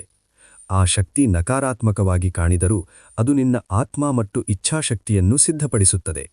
ಈ ಭೂಮಿಯ ಮೇಲೆ ಒಂದು ದೊಡ್ಡ ಸತ್ಯವಿದೆ. ನೀವು ಯಾವುದಾದರೂ ಮನಸ್ಸಿನಿಂದ ಬಯಸಿದರೆ ಆ ಬಯಕೆ ವಿಶ್ವದ ಆತ್ಮದಿಂದ ಹುಟ್ಟಿರುತ್ತದೆ. ಅದನ್ನು ಸಾಧಿಸುವುದೇ ಈ ಭೂಮಿಯ ಮೇಲೆ ನಿನ್ನ ಏಕೈಕ ಕರ್ತವ್ಯ. ಯಾವಾಗ ನೀನು ಯಾವುದಾದರೂ ಮನಸ್ಫೂರ್ತಿಯಾಗಿ ಬಯಸುತ್ತೀಯೋ ಆಗ ಇಡೀ ವಿಶ್ವವು ಅದನ್ನು ನೀನು ಸಾಧಿಸುವಂತೆ ಮಾಡಲು ಸಂಚು ಹೂವುತ್ತದೆ. ಹಸಿರು ಮಣಿಯ ಕಥೆ. ಮುದುಕ ಒಂದು ಉದಾಹರಣೆ ನೀಡಿದ. ಒಬ್ಬ ರೊಟ್ಟಿ ಮಾರುವವನು ಚಿಕ್ಕವನಿದ್ದಾಗ ದೇಶ ಸುತ್ತಬೇಕು ಎಂದು ಬಯಸಿದ್ದ. ಆದರೆ ಮೊದಲು ಒಂದು ಅಂಗಡಿ ಇಟ್ಟು ಹಣ ಮಾಡೋಣ, ಆಮೇಲೆ ಹೋಗೋಣ ಎಂದಿಕೊಂಡ. ಅವನಿಗೆ ತಿಳಿಯದ ವಿಷಯವೇನೆಂದರೆ ಮನುಷ್ಯರು ತಮ್ಮ ಬದುಕಿನ ಯಾವುದೇ ಹಂತದಲ್ಲೂ ತಮ್ಮ ಕನಸನ್ನು ನನಸು ಮಾಡಿಕೊಳ್ಳಲು ಶಕ್ತಿ ಹೊಂದಿರುತ್ತಾರೆ. ಸ್ಯಾಂಟಿಯಾಗೋಗೆ ಆ ಹುಡುಗಿಯ ಊರಿನಲ್ಲಿದ್ದ ರೊಟ್ಟಿ ಮಾರುವವನ ನೆನಪಾಗಿ ಮನಸ್ಸಿಗೆ ನೋವಾಯಿತು. ಮುದುಕ ಮುಂದುವರಿಸಿದ, ನಾನು ಯಾವಾಗಲೂ ಇಂತಹ ಸಂದರ್ಭದಲ್ಲಿ ಕಾಣಿಸಿಕೊಳ್ಳುತ್ತೇನೆ. ಯಾರಾದರೂ ತಮ್ಮ ಗುರಿಯನ್ನು ಸಾಧಿಸುವ ಹಂತದಲ್ಲಿದ್ದು ಅದನ್ನು ಬಿಡಲು ನಿರ್ಧರಿಸಿದಾಗ ನಾನು ಯಾವುದೋ ಒಂದು ರೂಪದಲ್ಲಿ ಬರುತ್ತೇನೆ. ಒಮ್ಮೆ ಒಬ್ಬ ಗಣಿ ಕಾರ್ಮಿಕ ಹಸಿರುಮನಿಗಾಗಿ 5 ವರ್ಷಗಳಿಂದ ಕಲ್ಲುಗಳನ್ನು ಒಡೆಯುತ್ತಿದ್ದ. ಅವನು ಸೋತು ಹೋಗಿ ಇನ್ನೇನು ಬಿಡಬೇಕು ಎನ್ನುವ ಸಮಯದಲ್ಲಿ ನಾನು ಒಂದು ಕಲ್ಲಿನ ರೂಪದಲ್ಲಿ ಅವನ ಕಾಲುಬಡೆಗೆ ಉರುಳಿ ಬಂದೆ. ಆತ ಸಿಟ್ಟಿನಿಂದ ಆ ಕಲ್ಲನ್ನು ಎಸೆದಾಗ ಅದು ಮತ್ತೊಂದು ಕಲ್ಲಿಗೆ ಬಡಿದು ಒಡೆಯಿತು. ಅದರ ಒಳಗೆ ಜಗತ್ತಿನ ಅತಿಸುಂದರ ಹಸಿರುಮಣಿ ಇತ್ತು. ಬೆಲೆ ತೆರಲೇಬೇಕು. ಸ್ಯಾಂಟಿಯಾಗೋ ಕೇಳಿದ, ನಿಧಿಯ 10ನೇ ಒಂದು ಭಾಗ ನಿಮಗೆ ಕೊಡಲೇ? ಮುದುಕ ನಿರಾಸೆಯಿಂದ ಹೇಳಿದ, ಇನ್ನೂ ಸಿಗದ ವಸ್ತುವನ್ನು ಕೊಡುವುದಾಗಿ ಭರವಸೆ ನೀಡಿದರೆ ಅದನ್ನು ಪಡೆಯುವ ಆಸೆಯೇ ನಿನಗೆ ಹೊರಟು ಹೋಗುತ್ತದೆ. ಜೀವನದಲ್ಲಿ ಪ್ರತಿಯೊಂದಕ್ಕೂ ಒಂದು ಬೆಲೆ ಇದೆ ಎಂಬುದನ್ನು ನೀನು ಕಲಿಯಬೇಕು. ನಾಳೆ ಇದೇ ಸಮಯಕ್ಕೆ ನಿನ್ನ ಕುರಿಮಂದೆಯ 10ನೇ ಒಂದು ಭಾಗವನ್ನು ತೆಗೆದುಕೊಂಡು ಬಾ, ನಿನಗೆ ನಿಧಿ ಎಲ್ಲಿ ಸಿಗುತ್ತದೆ ಎಂದು ಹೇಳುತ್ತೇನೆ. ಹಾಗೆ ಹೇಳಿ ಆ ಮುದುಕ ಪ್ಲಾಜಾದ ಮೂಲೆಯಲ್ಲಿ ಮಾಯವಾದ. ನಿರ್ಧಾರ ಮತ್ತು ಲವಾಂಟರ್ ಗಾಳಿ. ಸ್ಯಾಂಟಿಯಾಗೋ ಮತ್ತೆ ತನ್ನ ಪುಸ್ತಕವನ್ನು ಓದಲು ಪ್ರಯತ್ನಿಸಿದ, ಆದರೆ ಅವನಿಗೆ ಗಮನ ಕೇಂದ್ರೀಕರಿಸಲು ಸಾಧ್ಯವಾಗಲಿಲ್ಲ. ಮುದುಕ ಹೇಳಿದ ಮಾತುಗಳು ಸತ್ಯವೆಂದು ಅವನಿಗೆ ತಿಳಿದಿತ್ತು. ಅವನು ಬೇಕರಿಗೆ ಹೋಗಿ ಒಂದು ರೊಟ್ಟಿಯನ್ನು ಕೊಂಡುಕೊಂಡ. ಮುದುಕ ಹೇಳಿದ ವಿಷಯವನ್ನು ಬೇಕರಿಯವನಿಗೆ ತಿಳಿಸಬೇಕೇ ಎಂದು ಆತ ಯೋಚಿಸಿದ. ಆದರೆ ಕೆಲವೊಮ್ಮೆ ವಿಷಯಗಳು ಹೇಗಿವೆಯೋ ಹಾಗೆಯೇ ಬಿಡುವುದು ಒಳ್ಳೆಯದು ಎಂದು ತನಗತಾನೇ ಹೇಳಿಕೊಂಡ. ತಾನು ಏನಾದರೂ ಹೇಳಿದರೆ ಬೇಕರಿಯವನು ತನ್ನ ಸುಖದ ಜೀವನದ ಬಗ್ಗೆ ಚಿಂತಿತನಾಗಬಹುದು ಎಂದು ಆತ ಸುಮ್ಮನಾದ. ಅವನು ನಗರದ ಹೆಬ್ಬಾಗಿಲಿನತ್ತ ನಡೆದ. ಅಲ್ಲಿ ಆಫ್ರಿಕಾಗೆ ಹೋಗುವ ಟಿಕೆಟ್ ನೀಡುವ ಕಿಟಕಿಯಿತ್ತು. ಈಜಿಪ್ಟ್ ಆಫ್ರಿಕಾದಲ್ಲಿದೆ ಎಂದು ಅವನಿಗೆ ತಿಳಿದಿತ್ತು. ನಾನು ಸಹಾಯ ಮಾಡಲೆ ಎಂದು ಟಿಕೆಟ್ ನೀಡುವವನು ಕೇಳಿದಾಗ, ಬಹುಶಃ ನಾಳೆ ಎಂದು ಹೇಳಿ ಸ್ಯಾಂಟಿಯಾಗೋ ಅಲ್ಲಿಂದ ಸರಿದ. ತನ್ನ ಒಂದು ಕುರಿಯನ್ನು ಮಾರಿದರೂ ಅವನು ಸಮುದ್ರದ ಆಚೆ ದಡ ತಲುಪಬಹುದಿತ್ತು. ಈ ಆಲೋಚನೆಯೇ ಅವನನ್ನು ಬೆಚ್ಚಿಬೀಳಿಸಿತು. ಅವನು ಕೋಟೆಯ ಗೋಡೆಯ ಮೇಲೆ ಕುಳಿತು ದೂರದ ಆಫ್ರಿಕಾವನ್ನು ನೋಡಿದ. ಅಲ್ಲಿಂದಲೇ ಮೂರ್ಸ್ ಜನರು ಬಂದು ಇಡೀ ಸ್ಪೇನ್ ಆಕ್ರಮಿಸಿದ್ದರು ಎಂಬುದು ಅವನಿಗೆ ನೆನಪಾಯಿತು. ಅಲ್ಲಿ ಕುಳಿತು ನೋಡಿದಾಗ ಇಡೀ ನಗರ ಮತ್ತು ಆ ಮುದುಕನಿದ್ದ ಪ್ಲಾಜಾ ಕಾಣುತ್ತಿತ್ತು. ಆ ಮುದುಕನನ್ನು ಭೇಟಿಯಾದ ಕ್ಷಣಕ್ಕೆ ಶಾಪವಿರಲಿ ಎಂದು ಆತ ಕ್ಷಣಕಾಲ ಯೋಚಿಸಿದ. ಏಕೆಂದರೆ ತನ್ನ ಕುರಿಗಳ ಮೇಲಿನ ಮಮತೆ ಮತ್ತು ನಿಧಿಯ ಮೇಲಿನ ಆಸೆ ಅವನನ್ನು ಇಕ್ಕಟ್ಟಿಗೆ ಸಿಲುಕಿಸಿತ್ತು. ಅಷ್ಟರಲ್ಲಿ ಗಾಳಿ ಬೀಸಲು ಶುರುಮಾಡಿತು. ಅದನ್ನು ಜನರು ಲವಾಂಟರ್ ಎಂದು ಕರೆಯುತ್ತಿದ್ದರು. ಆ ಗಾಳಿಯು ಮರುಭೂಮಿಯ ವಾಸನೆಯನ್ನು, ಕನಸುಗಳನ್ನು ಮತ್ತು ಅನ್ವೇಷಣೆಯ ಹಂಬಲವನ್ನು ಹೊತ್ತು ತಂದಿತ್ತು. ಆ ಗಾಳಿಯ ಮುಕ್ತತೆಯನ್ನು ಕಂಡು ಸ್ಯಾಂಟಿಯಾಗೋಗೆ ಅಸೂಯೆಯಾಯಿತು. ತನ್ನನ್ನು ತಡೆಯುತ್ತಿರುವುದು ತನ್ನ ಹೊರತಾಗಿ ಬೇರೆ ಯಾರೂ ಇಲ್ಲ ಎಂಬುದು ಅವನಿಗೆ ಅರ್ಥವಾಯಿತು. ಕುರಿಗಳು, ವರ್ತಕನ ಮಗಳು ಮತ್ತು ಅಂಡಲೂಸಿಯಾದ ಹೊಲಗಳು ಇವೆಲ್ಲವೂ ಅವನ ಪರ್ಸನಲ್ ಲೆಜೆಂಡ್ನ ಹಾದಿಯ ಮೆಟ್ಟಿಲುಗಳಷ್ಟೇ ಆಗಿದ್ದವು. ಅನುಕೂಲತೆಯ ತತ್ವ ಮತ್ತು ಉರೀಮ್ ತುಮ್ಮೀಮ್. ಮರುದಿನ ಮಧ್ಯಾಹ್ನ ಸ್ಯಾಂಟಿಯಾಗೋ 6 ಕುರಿಗಳೊಂದಿಗೆ ಮುದುಕನನ್ನು ಭೇಟಿಯಾದ. ನನ್ನ ಸ್ನೇಹಿತ ಉಳಿದ ಎಲ್ಲಾ ಕುರಿಗಳನ್ನು ತಕ್ಷಣವೇ ಕೊಂಡುಕೊಂಡ ಎಂದು ಸ್ಯಾಂಟಿಯಾಗೋ ಹೇಳಿದ. ಆಗ ಮುದುಕ ಹೇಳಿದ, ಅದನ್ನೇ ಅನುಕೂಲತೆಯ ತತ್ವ ಎನ್ನುವರು, ಅಂದರೆ ಆರಂಭಿಕರ ಅದೃಷ್ಟ. ವಿಶ್ವವು ನಿನ್ನ ಗುರಿಯನ್ನು ಸಾಧಿಸಲು ನಿನಗೆ ಯಶಸ್ಸಿನ ರುಚಿ ತೋರಿಸುತ್ತದೆ. ನಿಧಿ ಎಲ್ಲಿದೆ ಎಂದು ಸ್ಯಾಂಟಿಯಾಗೋ ಕೇಳಿದ. ಬಹುಶಃ ಅದು ಈಜಿಪ್ಟ್ನ ಪಿರಮಿಡ್ಗಳ ಹತ್ತಿರ ಇದೆ. ಅದನ್ನು ಹುಡುಕಲು ನೀನು ಶಕುನಗಳನ್ನು ಅನುಸರಿಸಬೇಕು. ದೇವರು ಪ್ರತಿಯೊಬ್ಬರಿಗೂ ಒಂದು ದಾರಿಯನ್ನು ಸಿದ್ಧಪಡಿಸಿರುತ್ತಾನೆ. ನೀನು ಕೇವಲ ಆತ ಬಿಟ್ಟಿರುವ ಸೂಚನೆಗಳನ್ನು ಓದಬೇಕು. ಅಷ್ಟರಲ್ಲಿ ಒಂದು ಚಿಟ್ಟೆ ಹಾರಿ ಬಂತು. ಚಿಟ್ಟೆಗಳು ಶುಭ ಶಕುನ ಎಂದು ಸ್ಯಾಂಟಿಯಾಗೋನ ತಾತ ಹೇಳಿದ್ದು ಅವನಿಗೆ ನೆನಪಾಯಿತು. ಮುದುಕ ತನ್ನ ಚಿನ್ನದ ಕವಚದ ನಡುವಿನಿಂದ 2 ಕಲ್ಲುಗಳನ್ನು ತೆಗೆದುಕೊಟ್ಟ. ಒಂದು ಬಿಳಿ ಕಲ್ಲು, ಮತ್ತೊಂದು ಕಪ್ಪು ಕಲ್ಲು. ಇವುಗಳನ್ನು ಉರೀಮ್ ಮತ್ತು ತುಮ್ಮೀಮ್ ಎನ್ನುವರು. ಕಪ್ಪು ಕಲ್ಲು ಹೌದು ಎಂದು, ಬಿಳಿ ಕಲ್ಲು ಇಲ್ಲ ಎಂದು ಸೂಚಿಸುತ್ತದೆ. ನಿನಗೆ ಶಕುನಗಳನ್ನು ಅರ್ಥಮಾಡಿಕೊಳ್ಳಲು ಕಷ್ಟವಾದಾಗ ಇವು ನಿನಗೆ ಸಹಾಯ ಮಾಡುತ್ತವೆ. ಆದರೆ ಸಾಧ್ಯವಾದಷ್ಟು ನೀನೇ ನಿರ್ಧಾರಗಳನ್ನು ತೆಗೆದುಕೊಳ್ಳಲು ಪ್ರಯತ್ನಿಸು ಎಂದು ಮುದುಕ ಹೇಳಿದ. ಸುಖದ ರಹಸ್ಯ. 2 ಹನಿ ತೈಲದ ಕಥೆ. ಹೊರಡುವ ಮುನ್ನ ಮುದುಕ ಸ್ಯಾಂಟಿಯಾಗೋಗೆ ಒಂದು ಸಣ್ಣ ಕಥೆ ಹೇಳಿದ. ಒಬ್ಬ ವರ್ತಕ ತನ್ನ ಮಗನನ್ನು ಜಗತ್ತಿನ ಅತಿ ದೊಡ್ಡ ಜ್ಞಾನಿಯ ಬಳಿ ಸುಖದ ರಹಸ್ಯ ಕೇಳಲು ಕಳುಹಿಸಿದ. ಆ ಹುಡುಗ ಮರುಭೂಮಿಯಲ್ಲಿ ಅಲೆದು ಒಂದು ಸುಂದರ ಕೋಟೆಯನ್ನು ತಲುಪಿದ. ಅಲ್ಲಿ ಜ್ಞಾನಿ ವಾಸವಾಗಿದ್ದ. ಆ ಕೋಟೆಯಲ್ಲಿ ಹಬ್ಬದ ವಾತಾವರಣವಿತ್ತು. ಜ್ಞಾನಿ ಎಲ್ಲರೊಂದಿಗೆ ಮಾತನಾಡುತ್ತಾ ಬ್ಯುಸಿಯಾಗಿದ್ದ. ಹೀಗಾಗಿ ಹುಡುಗ 2 ಗಂಟೆ ಕಾಯಬೇಕಾಯಿತು. ಹುಡುಗನ ಪ್ರಶ್ನೆಯನ್ನು ಕೇಳಿದ ಜ್ಞಾನಿ ಹೇಳಿದ, ನಿನಗೆ ಈಗಲೇ ಉತ್ತರ ನೀಡಲು ನನಗೆ ಸಮಯವಿಲ್ಲ. ನೀನು ಈ ಕೋಟೆಯನ್ನು ಒಂದು ಸುತ್ತು ನೋಡಿಬಾ. ಆದರೆ ಒಂದು ಕೆಲಸ ಮಾಡು ಎಂದು ಹೇಳಿ ಒಂದು ಚಮಚದಲ್ಲಿ 2 ಹನಿ ತೈಲವನ್ನು ಹಾಕಿ ಹುಡುಗನ ಕೈಗೆ ಕೊಟ್ಟ. ಈ ತೈಲ ಕೆಳಗೆ ಚೆಲ್ಲದಂತೆ ನೀನು ಇಡೀ ಕೋಟೆಯನ್ನು ನೋಡಿ ಬರಬೇಕು. ಹುಡುಗ ತನ್ನ ದೃಷ್ಟಿಯನ್ನೆಲ್ಲ ಚಮಚದ ಮೇಲೆ ಇಟ್ಟು ಕೋಟೆಯ ಮೆಟ್ಟಿಲುಗಳನ್ನು ಹತ್ತಿ ಇಳಿದು ಬಂದ. 2 ಗಂಟೆಯ ನಂತರ ಜ್ಞಾನಿಯ ಬಳಿ ಬಂದಾಗ ಜ್ಞಾನಿ ಕೇಳಿದ, ನನ್ನ ಊಟದ ಕೋಣೆಯಲ್ಲಿದ್ದ ಪರ್ಷಿಯನ್ ಪರದೆಗಳನ್ನು ನೋಡಿದೆಯಾ? ಉದ್ಯಾನವನದ ಸೌಂದರ್ಯ ಸವಿದೆಯಾ? ನನ್ನ ಗ್ರಂಥಾಲಯದ ಪುಸ್ತಕಗಳನ್ನು ಗಮನಿಸಿದೆಯಾ ಎಂದ. ಹುಡುಗ ನಾಚಿಕೆಯಿಂದ, ಇಲ್ಲ, ನಾನು ಕೇವಲ ತೈಲದ ಹಣಿಗಳನ್ನು ನೋಡುತ್ತಿದ್ದೆ ಎಂದ. ಆಗ ಜ್ಞಾನಿ ಹೇಳಿದ, ಮತ್ತೊಮ್ಮೆ ಹೋಗಿ ನೋಡಿಬಾ. ಒಬ್ಬ ಮನುಷ್ಯನ ಮನೆಯನ್ನು ನೋಡದೆ ನೀನು ಅವನನ್ನು ನಂಬಲು ಸಾಧ್ಯವಿಲ್ಲ. ಈ ಬಾರಿ ಹುಡುಗ ನಿರಾಳವಾಗಿ ಕೋಟೆಯ ಪ್ರತಿ ಮೂಲೆ, ಉದ್ಯಾನವನ ಮತ್ತು ಕಲಾಕೃತಿಗಳನ್ನು ಕಣ್ಣುತುಂಬಿಕೊಂಡ. ವಾಪಸ್ ಬಂದು ತಾನು ಕಂಡ ಸೌಂದರ್ಯವೆಲ್ಲವನ್ನೂ ವಿವರಿಸಿದ. ಆಗ ಜ್ಞಾನಿ ಕೇಳಿದ, ಆದರೆ ನಾನು ಕೊಟ್ಟ ತೈಲದ ಹಣಿಗಳೆಲ್ಲಿವೆ? ಹುಡುಗ ಕೆಳಗೆ ನೋಡಿದಾಗ ಚಮಚ ಖಾಲಿಯಾಗಿತ್ತು, ತೈಲ ಚೆಲ್ಲಿಹೋಗಿತ್ತು. ಆಗ ಜ್ಞಾನಿ ಹೇಳಿದ, ಸುಖದ ರಹಸ್ಯವಿರುವುದೇ ಇಲ್ಲಿ. ಜಗತ್ತಿನ ಎಲ್ಲಾ ಅದ್ಭುತಗಳನ್ನು ನೋಡುತ್ತಲೇ ಚಮಚದಲ್ಲಿರುವ ಆ 2 ಹನಿ ತೈಲವನ್ನು ಎಂದಿಗೂ ಮರೆಯಬಾರದು. Noise cancellation. ತಂಜಿಯರ್ನಲ್ಲಿ ಮೋಸ ಮತ್ತು ಒಂಟಿತನ. ಸಾಲೇಮ್ನ ರಾಜ ಮೆಲ್ಕಿಜೆಡೇಕ್ ಬೆಟ್ಟದ ಮೇಲಿರುವ ಹಳೆಯ ಕೋಟೆಯ ಗೋಡೆಯ ಮೇಲೆ ಕುಳಿತು ಸ್ಯಾಂಟಿಯಾಗೋ ಪ್ರಯಾಣಿಸುತ್ತಿದ್ದ ಸಣ್ಣ ಹಡಗನ್ನು ನೋಡುತ್ತಿದ್ದ. ಆ ಹುಡುಗ ತನ್ನ ಹೆಸರನ್ನು ಬೇಗನೆ ಮರೆತುಬಿಡಬಹುದು ಎಂಬ ಬೇಸರ ಅವನಲ್ಲಿತ್ತು. ಆದರೆ ಆ ಹುಡುಗ ಯಶಸ್ವಿಯಾಗಲಿ ಎಂದು ಆ ಹಳೆ ರಾಜ ಮನಸ್ಫೂರ್ತಿಯಾಗಿ ಹಾರೈಸಿದ. ಇತ್ತ ಸ್ಯಾಂಟಿಯಾಗೋ ತಂಜಿಯರ್ನ ಒಂದು ಕೆಫೆಯಲ್ಲಿ ಕುಳಿತಿದ್ದ. ಅಲ್ಲಿನ ವಾತಾವರಣ ಅವನಿಗೆ ವಿಚಿತ್ರವಾಗಿತ್ತು. ಪುರುಷರು ಪರಸ್ಪರ ಕೈ ಹಿಡಿದು ನಡೆಯುತ್ತಿದ್ದರು, ಮಹಿಳೆಯರು ಮುಖ ಮುಚ್ಚಿಕೊಂಡಿದ್ದರು, ಮತ್ತು ಗೋಪುರದ ಮೇಲಿಂದ ಯಾರೂ ಕೂಗಿದ ತಕ್ಷಣ ಎಲ್ಲರೂ ಮೊಣಕಾಲೂರಿ ಪ್ರಾರ್ಥಿಸುತ್ತಿದ್ದರು. ಎಲ್ಲಕ್ಕಿಂತ ದೊಡ್ಡ ಸಮಸ್ಯೆ ಎಂದರೆ ಅಲ್ಲಿ ಎಲ್ಲರೂ ಅರೇಬಿಕ್ ಮಾತನಾಡುತ್ತಿದ್ದರು. ಅವನಿಗೆ ಅರೇಬಿಕ್ ಭಾಷೆ ಬರುತ್ತಿರಲಿಲ್ಲ. ಅಷ್ಟರಲ್ಲಿ ಸ್ಪ್ಯಾನಿಷ್ ಮಾತನಾಡುವ ಒಬ್ಬ ಯುವಕ ಸ್ಯಾಂಟಿಯಾಗೋನ ಬಳಿ ಬಂದ. ತನ್ನದೇ ವಯಸ್ಸಿನ ಆ ಹುಡುಗನನ್ನು ಕಂಡು ಸ್ಯಾಂಟಿಯಾಗೋಗೆ ಸಮಾಧಾನವಾಯಿತು. ಸ್ಯಾಂಟಿಯಾಗೋ ಅವನಿಗೆ ಹೇಳಿದ, ನನಗೆ ಪಿರಮಿಡ್ಗಳಿಗೆ ಹೋಗಬೇಕು. ನೀನು ದಾರಿ ತೋರಿಸಿದರೆ ನಿನಗೆ ಹಣ ಕೊಡುತ್ತೇನೆ. ಆದರೆ ಅಲ್ಲಿನ ಕೆಫೆ ಮಾಲೀಕ ಅವರಿಬ್ಬರ ಮಾತನ್ನು ಕೇಳಿ ಸಿಟ್ಟಿನಿಂದ ಏನೋ ಹೇಳಿದ. ಹೊಸ ಗೆಳೆಯ ಸ್ಯಾಂಟಿಯಾಗೋನನ್ನು ಅಲ್ಲಿಂದ ಹೊರಗೆ ಕರೆತಂದು ಹೇಳಿದ, ಆ ಮಾಲೀಕ ನಿನ್ನ ಹಣ ಕದಿಯಲು ನೋಡುತ್ತಿದ್ದ. ಈ ತಂಜಿಯರ್ನಲ್ಲಿ ಕಳ್ಳರ ಭಯ ಹೆಚ್ಚು. ನಿನ್ನ ಹಣವನ್ನು ನಾನೇ ಹಿಡಿದುಕೊಳ್ಳುತ್ತೇನೆ. ನಾವು ನಾಳೆ ಬೆಳಿಗ್ಗೆಯೇ ಹೊರಡೋಣ. ಸ್ಯಾಂಟಿಯಾಗೋ ಮುಗ್ಧತೆಯಿಂದ ತನ್ನೆಲ್ಲ ಹಣವನ್ನು ಆ ಹೊಸ ಗೆಳೆಯನಿಗೆ ಕೊಟ್ಟ. ಕಣ್ಮರೆಯಾದ ಗೆಳೆಯ.